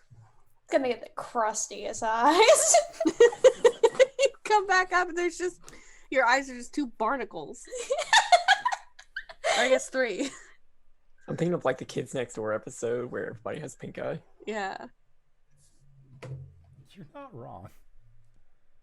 So, I Albus, jumped in the water. You jump in the water. Make a Constitution save. I don't want to talk about it. All Let's right. talk about it. It's a 6. Okay. Sounds good. How can I see? It is incredibly murky here. Basically, you are going to have limited visibility. Where if you not had, do you have dark vision? Yes, Okay. So I have 60 feet of dark vision. So your sight is basically limited to the range of 60 feet. There's no seeing past that point in a dim or low light setting. And because you have the ability to breathe underwater. Yes, This- and I have a swim speed. This water tastes terrible. And you're used to being in the ocean and breathing in ocean water. This is putrid. There's something wrong with it, and you're guessing that would probably have to do with the amount of pollution that's coming from the Alchemists Guild, but it is just all sorts of yuck. Yeah, so I'll just climb out of the water and vom. Triumph lets out a groan. He does not appreciate this. Do you need any? Do you need anything? I'm gonna go get a mop. I'm assuming I'm doing this like on the dock because I don't think I could just like jump back up on the boat. Just dolphin your way I don't know back what up. you can and can't do. Yeah, so Albus is just on the dock. And you can see Okay. that there are like some of the dock workers just see you climbing out of the water, and that alone makes them also be like, oh god, like having seen somebody go swimming, they think is like the most disgusting thing that they've seen. He's just coming out of the water. He's like using his arms and his tentacles to climb up on. Cause Albus! Roll an intimidation check. Oh my fuck. I don't want to talk about it. What is it? 24. The dock workers run. Good lord. The sea monster comes up, tentacles, barfing. People are gonna think that this water is gonna turn them into a sea monster. Good. They might be right. Cause it has. That's what the scum are. I went swimming Oh. Moran and I got sea monster disease.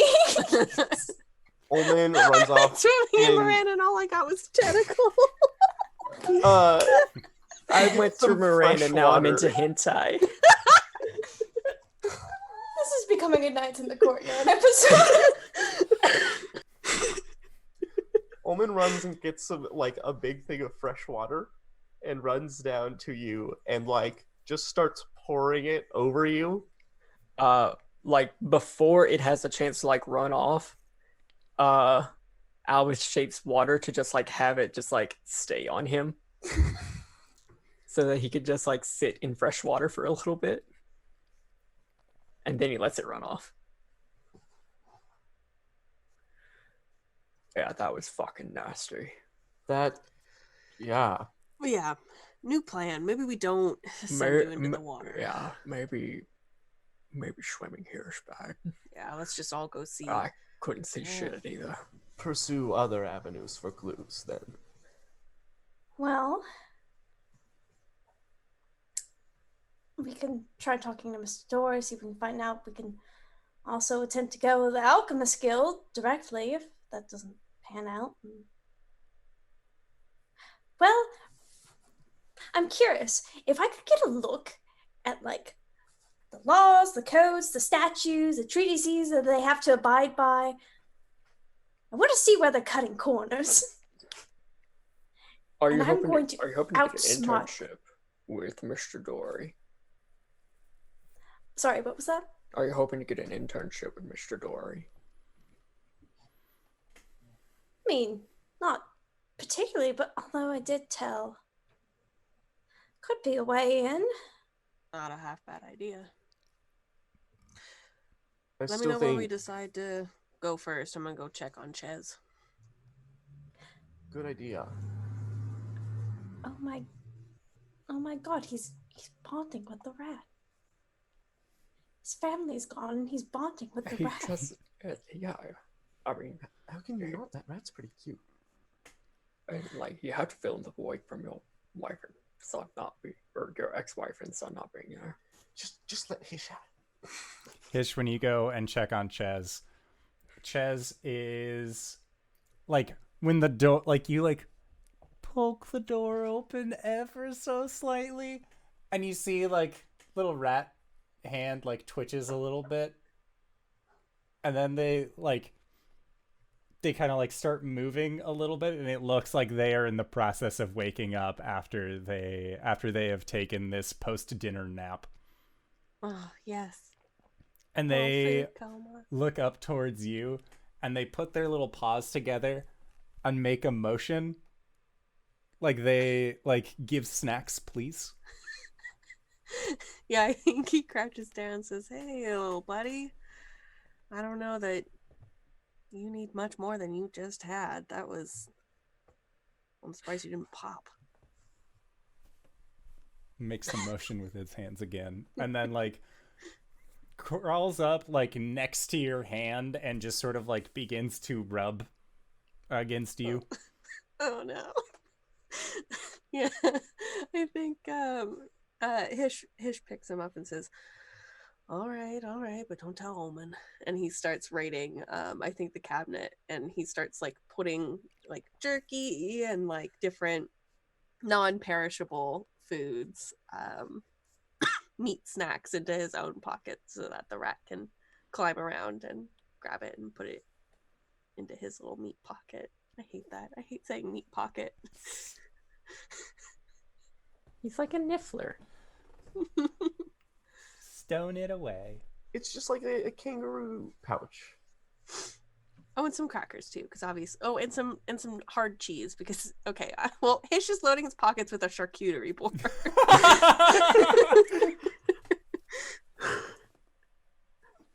And then he's heading back to the crew, but he takes a little while to do it. He's finding the good stuff. Oh yes. All right. So Hish is going off to bond with Ches. I mean, sleep on it. At the very least, we'll get to talk to somebody and hopefully figure out what's been happening in the city. You're right. We'll just have to wait till tomorrow. Still some cheesecake left in the kitchen. If you want some. I was gonna make up some tea before I went to bed. Jill just marches to the kitchen. Just beelines it. When you get in, you see Hish, like, definitely has more, like, it's just, like, front pockets full of food. Like, you feel like if there were, like, granola bars or Chewy bars in this world, like, Hish would just have the dad snacks stowed away. But these are dad snacks for a rat. It's a good time. He's also currently eating some of the cheesecake, but he's doing that thing where you just take a fork and you just start eating it out of the like straight off of the plate, like not slicing it. Yeah, I think Jill's gonna find like a piece of silverware and just be like, scoot over. Yeah, he scoots it across the counter towards you. Ulman like walks in, sees you two, nods, puts on a kettle, grabs a fork, comes and sits down. Is somebody gonna get Albus for this? Albus, you want some cake? For stress eating. I'm fine. I'm just gonna go to sleep. Did you let Ches try this yet? I think he does like a little whistle to pull him out of his pocket. Oh my. Ches. I'll get him his own fork. Ches looks at you, looks at the cake. Don't do it. Oh, don't do it.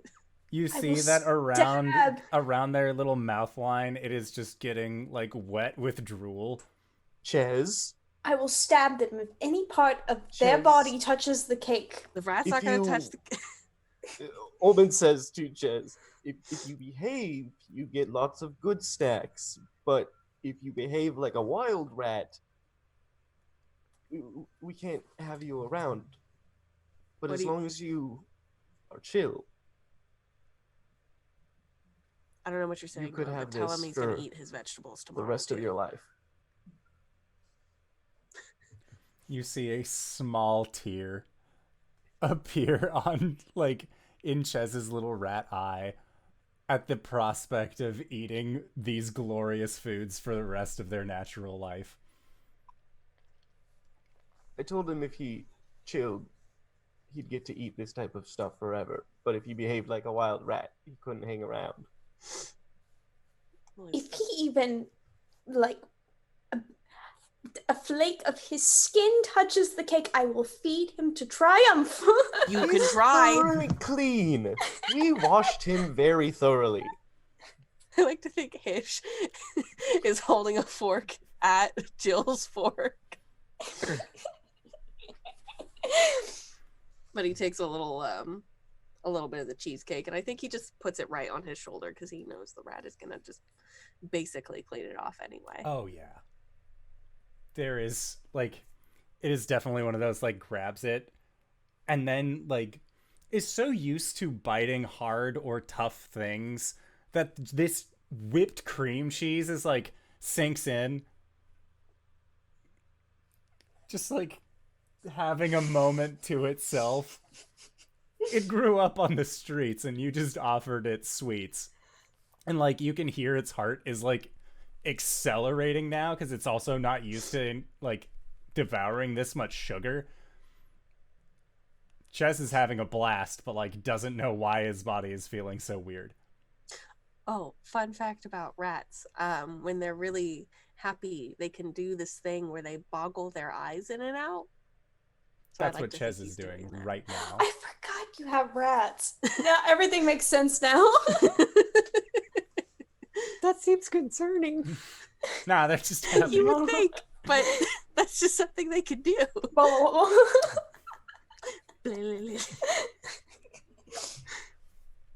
Yeah, I'm just gonna stress eat cheesecake until it's time for bed. Okay. Sounds good.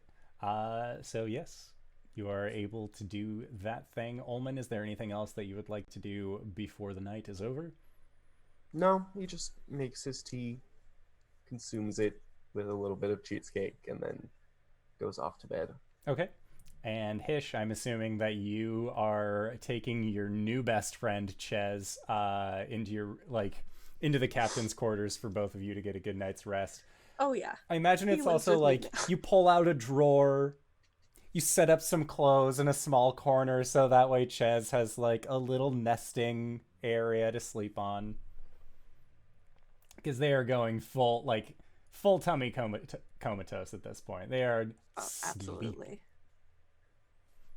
And Jill, when you go back to your room, you see the black books that you had used to scry on previously still resting on your desk, and you see your black ledger also resting there.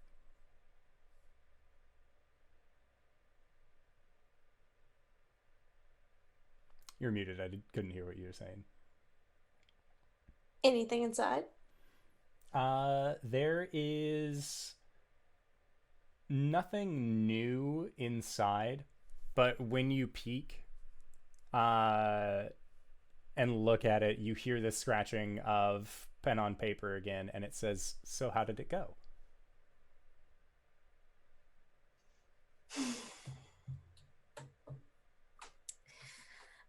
I don't suppose you've had any experience with family dinners.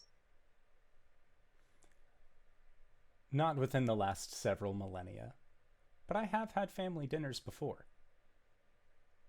How did they go for you? There is a long pause. I am stuck at the center of the elemental chaos. Family dinners were not my forte. Okay, well, I guess in short it went, well, about as well as it could go, considering the circumstances. That doesn't sound very reassuring.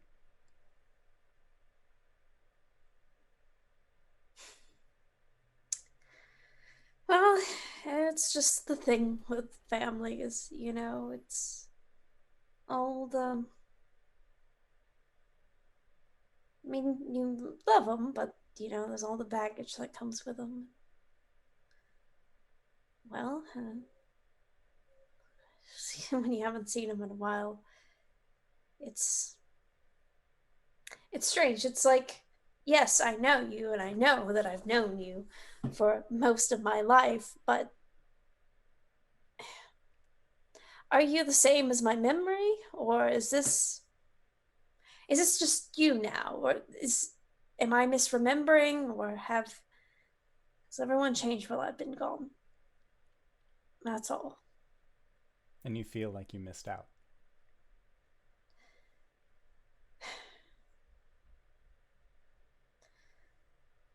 could say that.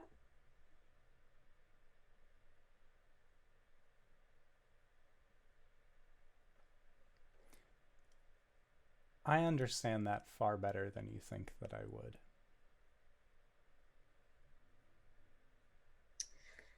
I imagine you've missed out on a lot this past few. It's been a while. Yeah. Every once in a while, I'm able to check in. I'm able to see things. More so now than previously, thanks to you.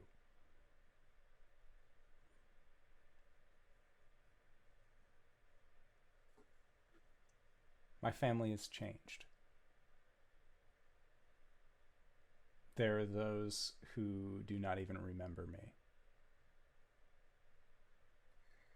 I don't suppose I've ever asked about your family. Other gods. Oh. Are you familiar with Lathander? Yes, I stayed since pretty shoddy, but there's temple here. My oldest brother. Oh. Umberly. A distant cousin. One that I never particularly liked, but a cousin nonetheless. Good reason. Bitch. And you see, as you write that in, there's an underline for bitch that you had not put there previously.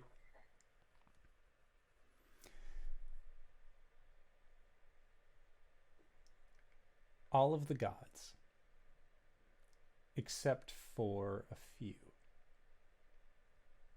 we are all related.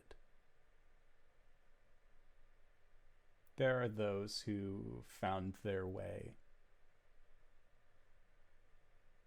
such as the Raven Queen, such as Cyric, those who found their way to godhood.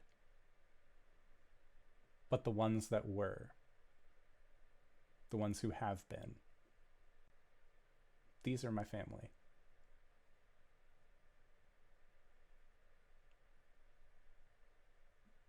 They are the ones who put me here.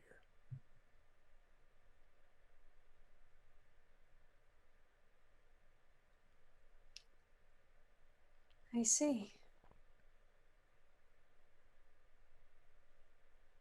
Do you still care for them?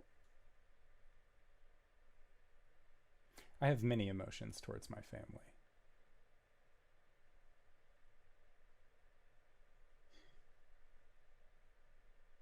They are very mixed. I suppose it's not it's not a simple situation that you find yourself in. They never tried to help. Not one of them. I made a mistake. And I have paid for it.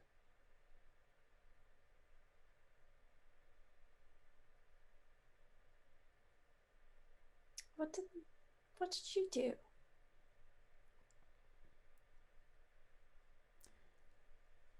I was told in time immemorium that there was a need to harness the powers of the planes, to set things into an order, to stop them from being as chaotic as they once were.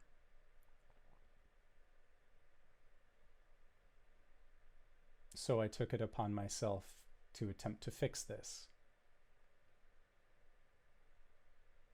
All by yourself? Yes.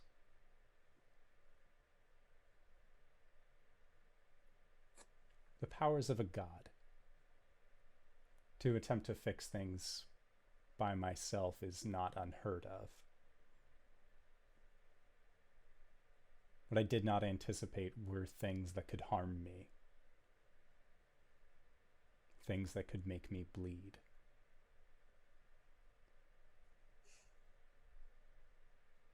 So that was your mistake then?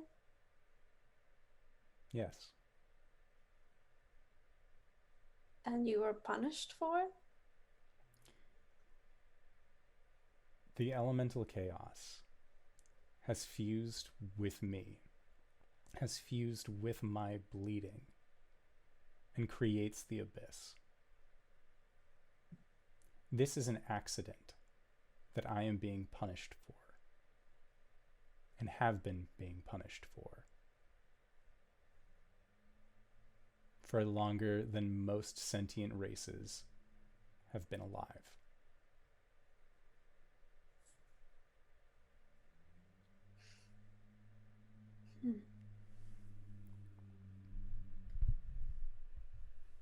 Well, seems like you had the right intentions.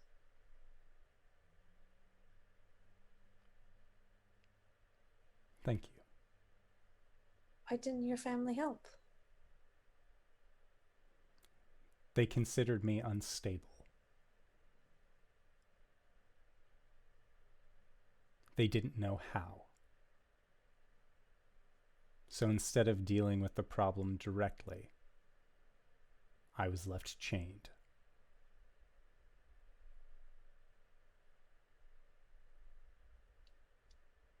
I was left to fester.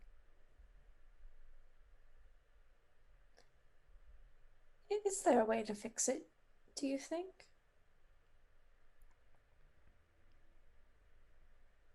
I believe so.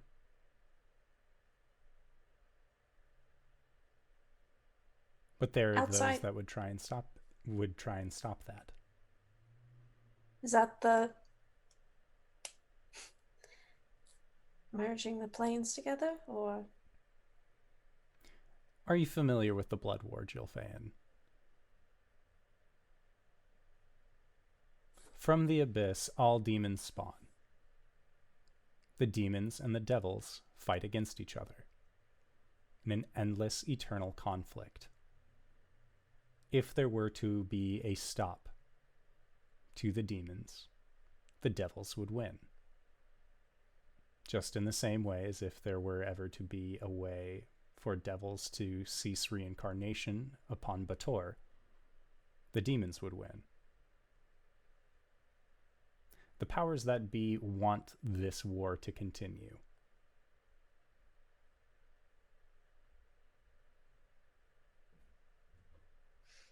To They free want it me is be to a end this. stalemate.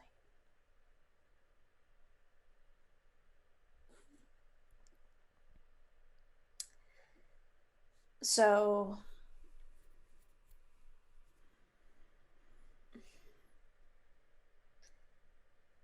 what would be the consequences of that?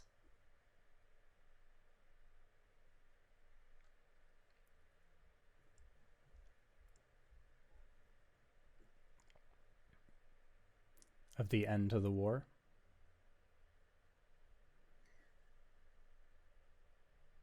I suppose.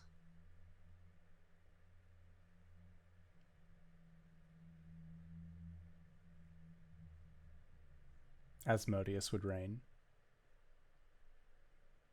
throughout the hells, no longer vying for power against the archdukes. There would be nothing that would prevent the devils from expanding outward, and they could continue their rightful assault back towards the heavens.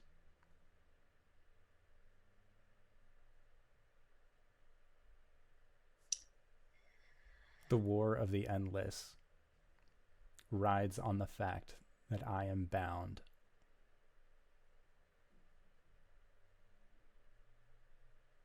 I see. I am beginning to understand your sibling's position on this.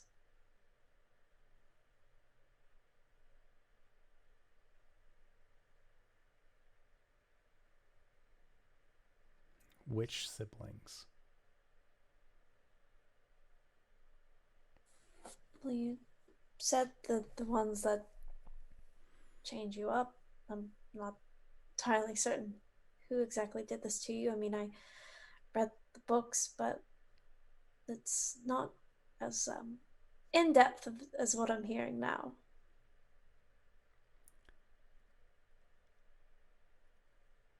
I can create a paradise separate from this war, separate from everything. And that would be my gift if I were to be set free.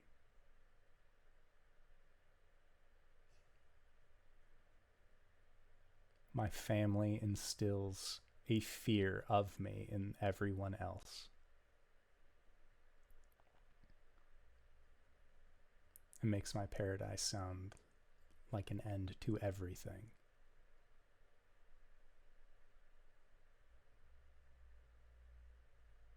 This would not be the case. Would it be an end to their war? Yes. And I think that is what they fear.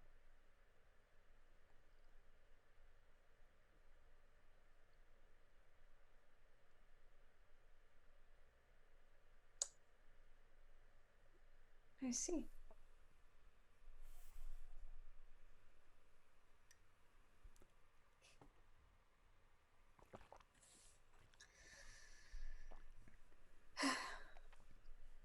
Well,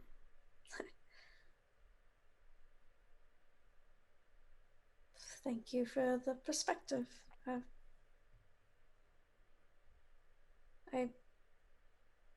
You heard things, studied things, but it's different to hear directly from someone who is involved.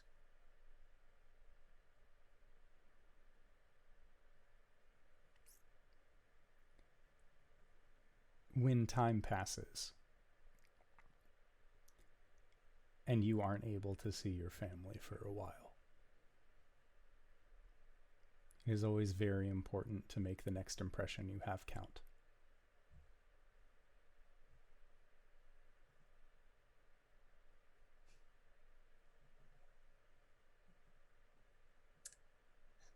If you were to see your family again, what sort of impression would you want to leave? I would want them to know how wrong they were for leaving me and for capitalizing on my pain.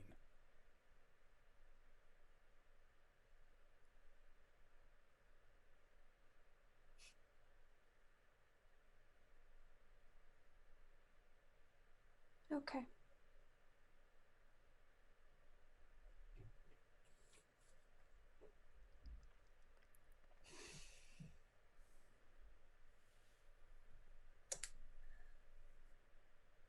Yeah, I think she's gonna close the book. Okay. Go to bed. Sounds good. All right, so Albus. Whenever Albus goes and lays down, this is not the intended use of the spell. I'm But here for it.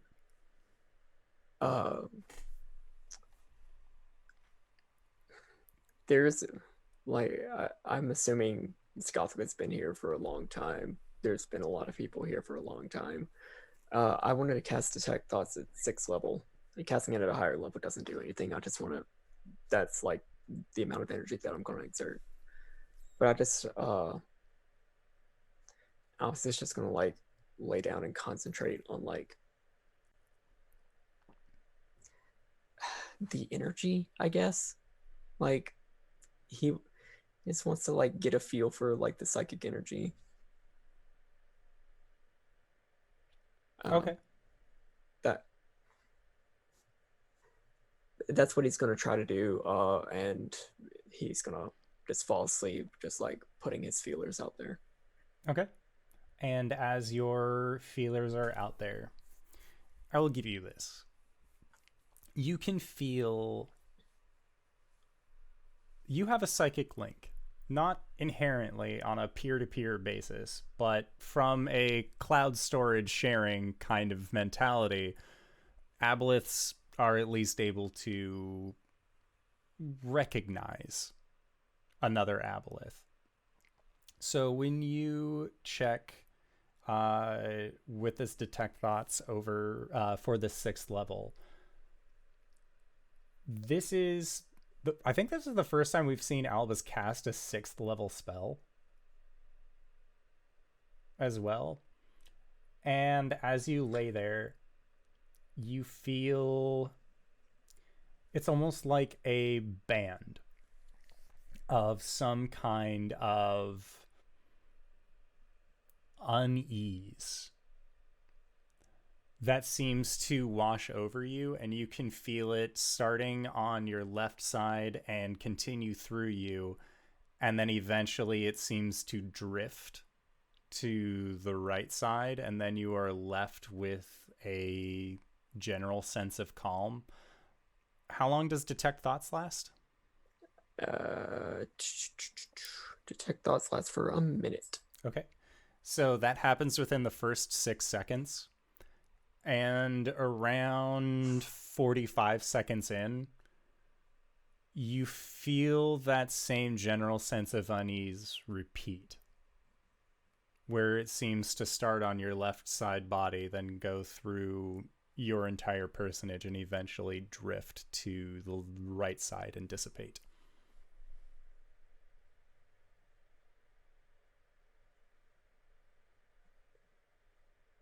Okay. And yeah, he's just gonna like exert that energy and like fall asleep. Okay. Sounds good. So the next day you all end up waking up. Albus, you feel fatigued. You don't feel well. Your body is definitely aching in places that you aren't inherently used to it aching. Much in the same way that you have heard people complaining about, oh, I turned 25, my body's falling apart, I'm getting so old now. Add me next time. Yeah. That is actually how you are beginning to feel. And you are going to be taking a point of exhaustion. Does my exhaustion from the... Oh shit, I had a point of exhaustion this whole damn time. The point of exhaustion from previous actually left when you had exited the asylum. Okay. But this is a new point of exhaustion. Cool. Anything else? You just kind of feel gross. This is definitely some sort of yuck has found its way onto you. Yeah. So he'll drag himself out,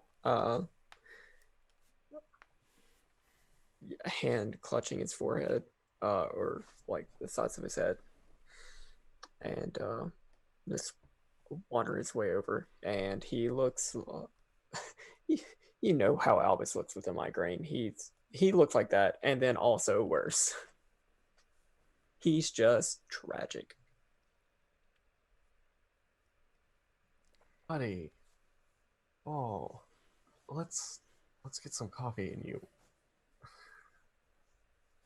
Did you not sleep well? I slept fine. Sorry to hear. You look worse than usual. Not to say you look bad, but Gee, you look like thanks. you have a bad headache. And he'll just like face down on the table. Okay. Hish, you wake up. Ches is fine. They seem to have just like metabolized everything that they have been fed. You notice that some of your snacks are missing, and you're guessing that Ches woke up before you did, ate some more into a food coma, and then just rested again, but they did their best. I mean, they're nocturnal, so that sounds about right. But yeah, I think he gets up, sort of checks on Ches, gives him little scritches, and he'll wander into the kitchen for his morning coffee. Okay. And I think you both are in the kitchen, right?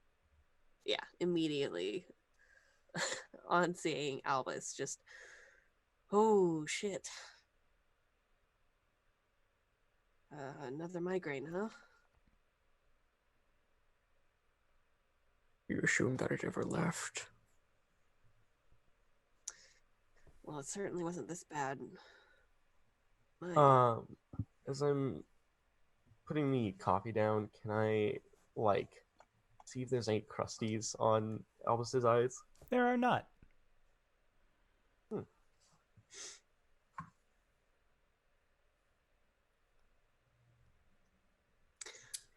I'm gonna go get Jill. He turns right back out without his coffee. No, just kidding. He grabs 2 mugs and takes one for himself and one for Jill. Defend yourself.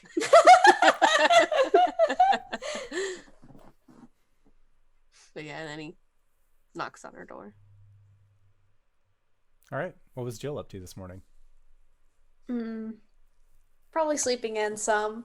So you probably hear some like muffled mumbles and like, sound of things being moved around. And she comes to answer the door. Like her hair's not even like fixed yet, so it's just wild and curly everywhere. She just kind of peers at you, looks at the coffee. Good morning. Morning. Late night? Not particularly, but it's an early morning. Like I know Albus frequently has these migraines, but I think there's something really wrong this time. Like he looks way shittier. I'll take a look. Thank you. She'll duck back into her office just a moment to, look more presentable, and then she'll head out and be like, all right, what's the issue? I think Hish just kind of steps aside out of the doorway and like motions towards Albus.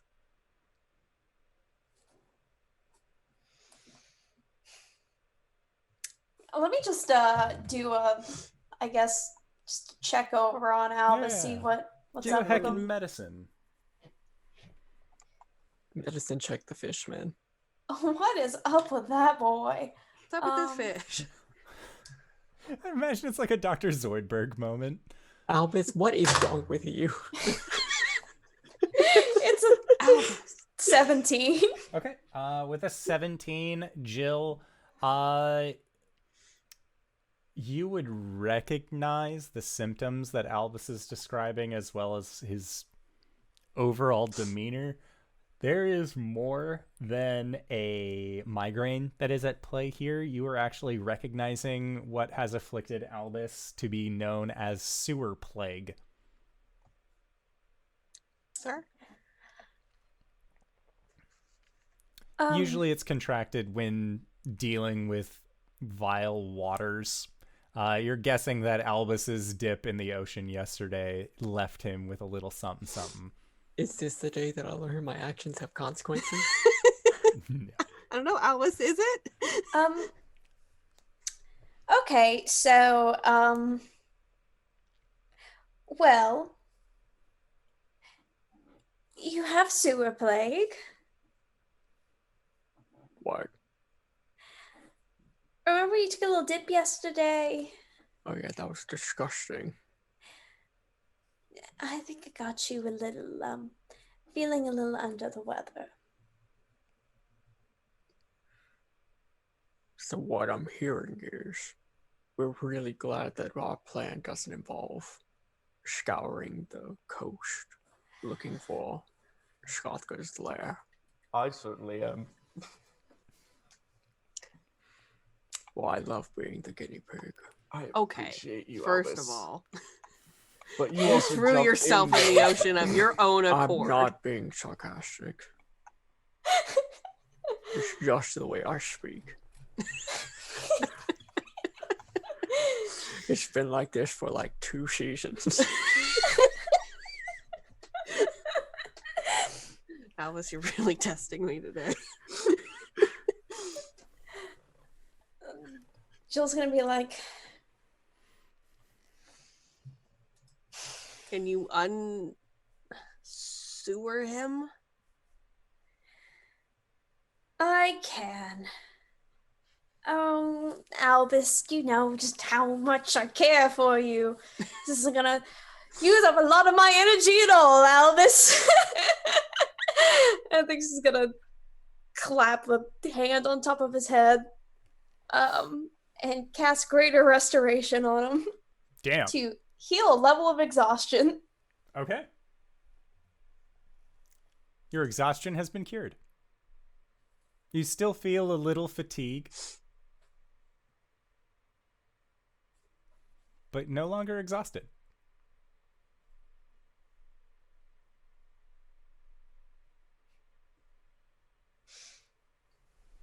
I don't have very many of those, so just don't do it again, please. I'm not planning on Okay, immersing good. myself.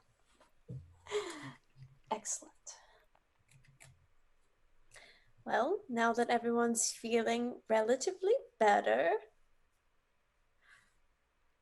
quick question, because I forgot.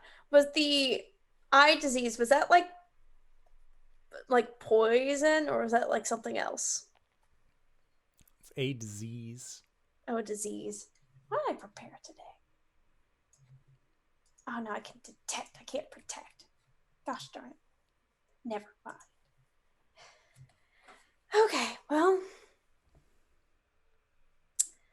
So, is the plan for today go talk to Mr. Dory, see if we can figure out his deal and Well, see if he'll help us? did we ever get a meeting set up? I feel like we would need to check in on your family. Yeah, that's part of the plan. Might be wise for you to talk to both of your brothers individually as well. I know me mentioned that last night, but are there restaurants here? I guess. I don't know which ones are still open. I need any Oh, of the good. fish. So, Maybe I can pack you a lunch. whatever you would like. Your brothers may be able to give you some more insight into Dorian that you can take with you. Might be useful. Yeah, I'll see if I can get them one-on-one. Although they may already be at work. Well, I'll check by the house first.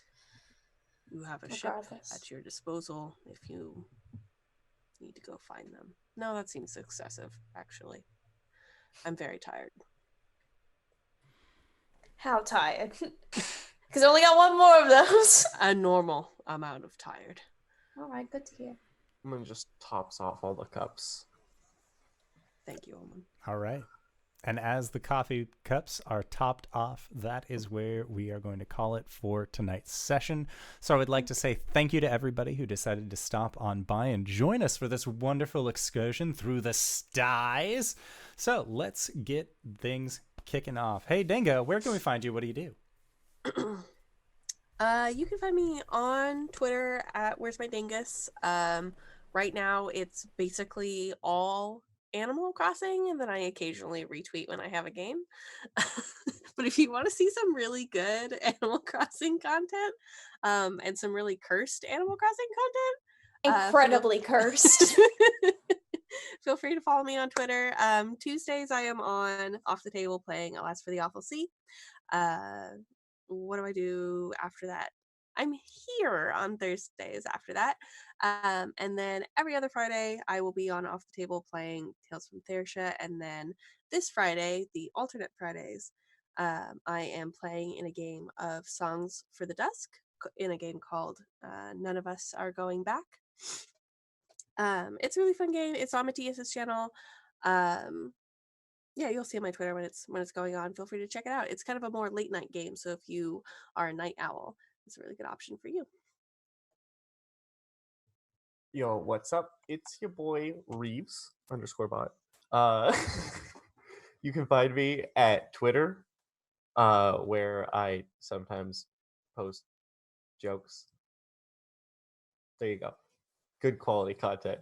And then you can find me on Twitch here on Thursdays or at Reeves _bot on Sundays from 10 to 1 Pacific Standard Time, where we're playing some Terraria on expert mode. We beat Plantera, got some temple to deal with next, and that's going to be fun. And I've got some grinding to do in some off hours for items that have bad drop rates. Everyone's favorite content. Anyway, that's the stuff I do. Why? I'm Cyber. You can find me at CyberWolf1201. Is it here? It's somewhere here. I'm not looking at the stream. On Twitter, I shitpost. I post pictures of my doggo, and I don't know. I post other stuff like whenever I go live on twitch.tv/CyberWolf1201. I play video games badly and talk about lore. We're going to be playing through one more week of Castlevania, playing through some DLC, and yeah, it's gonna be a good time. I don't know what's gonna happen because I haven't played this before. Archives of that go to YouTube, youtube.com/cyberwolf1201, where you can also find the podcast that KyleWithAnN I do called Let's Talk About It, where we get drunk, do parkour, and talk about stuff going on in the RPG world. I just posted another episode, in which Connor and Kylan from February talk about how crazy the world was in early 2020. It's such a good retroactive Sneak listen. peek of the past. It's so good. Because we didn't know. We wasn't ready. So if you want to see two privileged fucks talk about how bad the world was in February, go check it out. It's honestly hilarious. I do other things that are on the YouTube, like some D&D Beyond homebrew tutorials. I have an idea for another episode that I may record this weekend.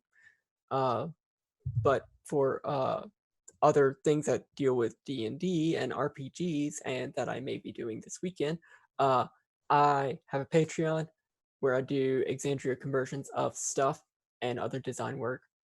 Some of that goes on the DM's Guild.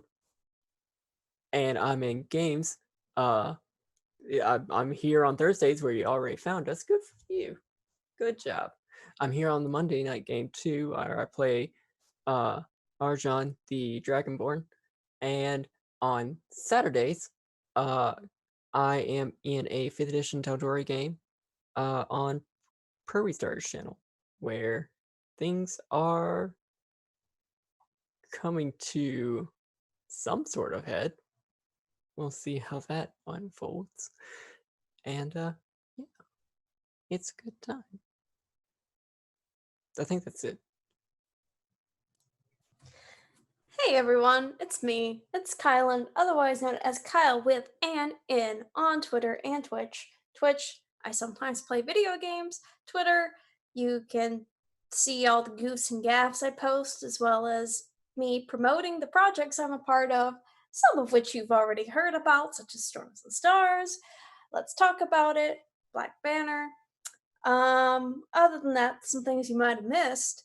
Mask Planned Obsolescence is coming back next Wednesday. We do every other Wednesday on twitch.tv/playbooksandpals.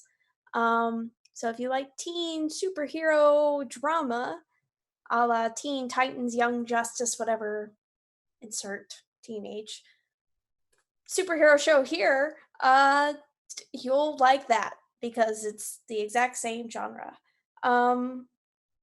Also, another project I'm part of is Cape Lorelei. It's an Urban Shadows actual play podcast done by Off the Table. It's on Spotify, iTunes, and Bandcamp. Yeah, also listen to the sister show, Eastito Beach, because there's crossover episodes coming soon, and pretty soon my character, Saoirse, going to Eastito Beach, and you're gonna tune in to be like, whoa, hey, Saoirse's not here. What's Saoirse up to?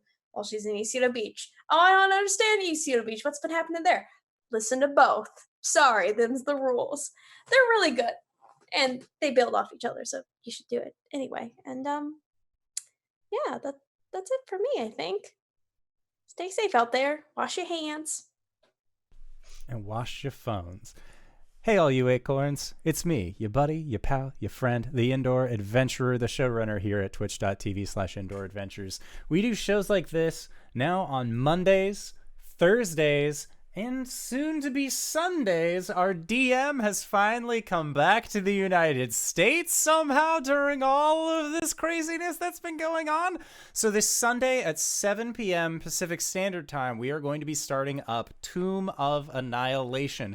But it is set in a noir future of the Forgotten Realms. It's gunpowder fantasy. It's going to be a good time. I am going to be playing a lizard folk bard named Naldaza, because Naldaza what I call music. I'm so excited to play him. He's just been a joke this entire time. He has like 3 negative stats if you want to get attached to Jack Black the lizard folk and then watch him die. Tune in to Tomb of Annihilation, because that's gonna be me. Other than that, we also have our Patreon set up, which again, like I said at the beginning of this session, we are going to be putting up all of our Nights in the Courtyard for free, because I understand that given the current situation of the virus, people should save their money. So if you have been a supporter of the show, and you want to continue supporting the show, continue listening to Nights in the Courtyard, but you can't financially do it, don't worry about it. I understand. That's why we're putting it up for free, so that way you guys can still enjoy it even if you aren't necessarily able to support the show, because I understand. But we are going to be heading into that now, so I'd like to say thank you to everybody who decided to stop by. Thank you to these players for putting up with my bullshit once again this week, and we'll see all of you guys next time. All right, everybody. Bye-bye!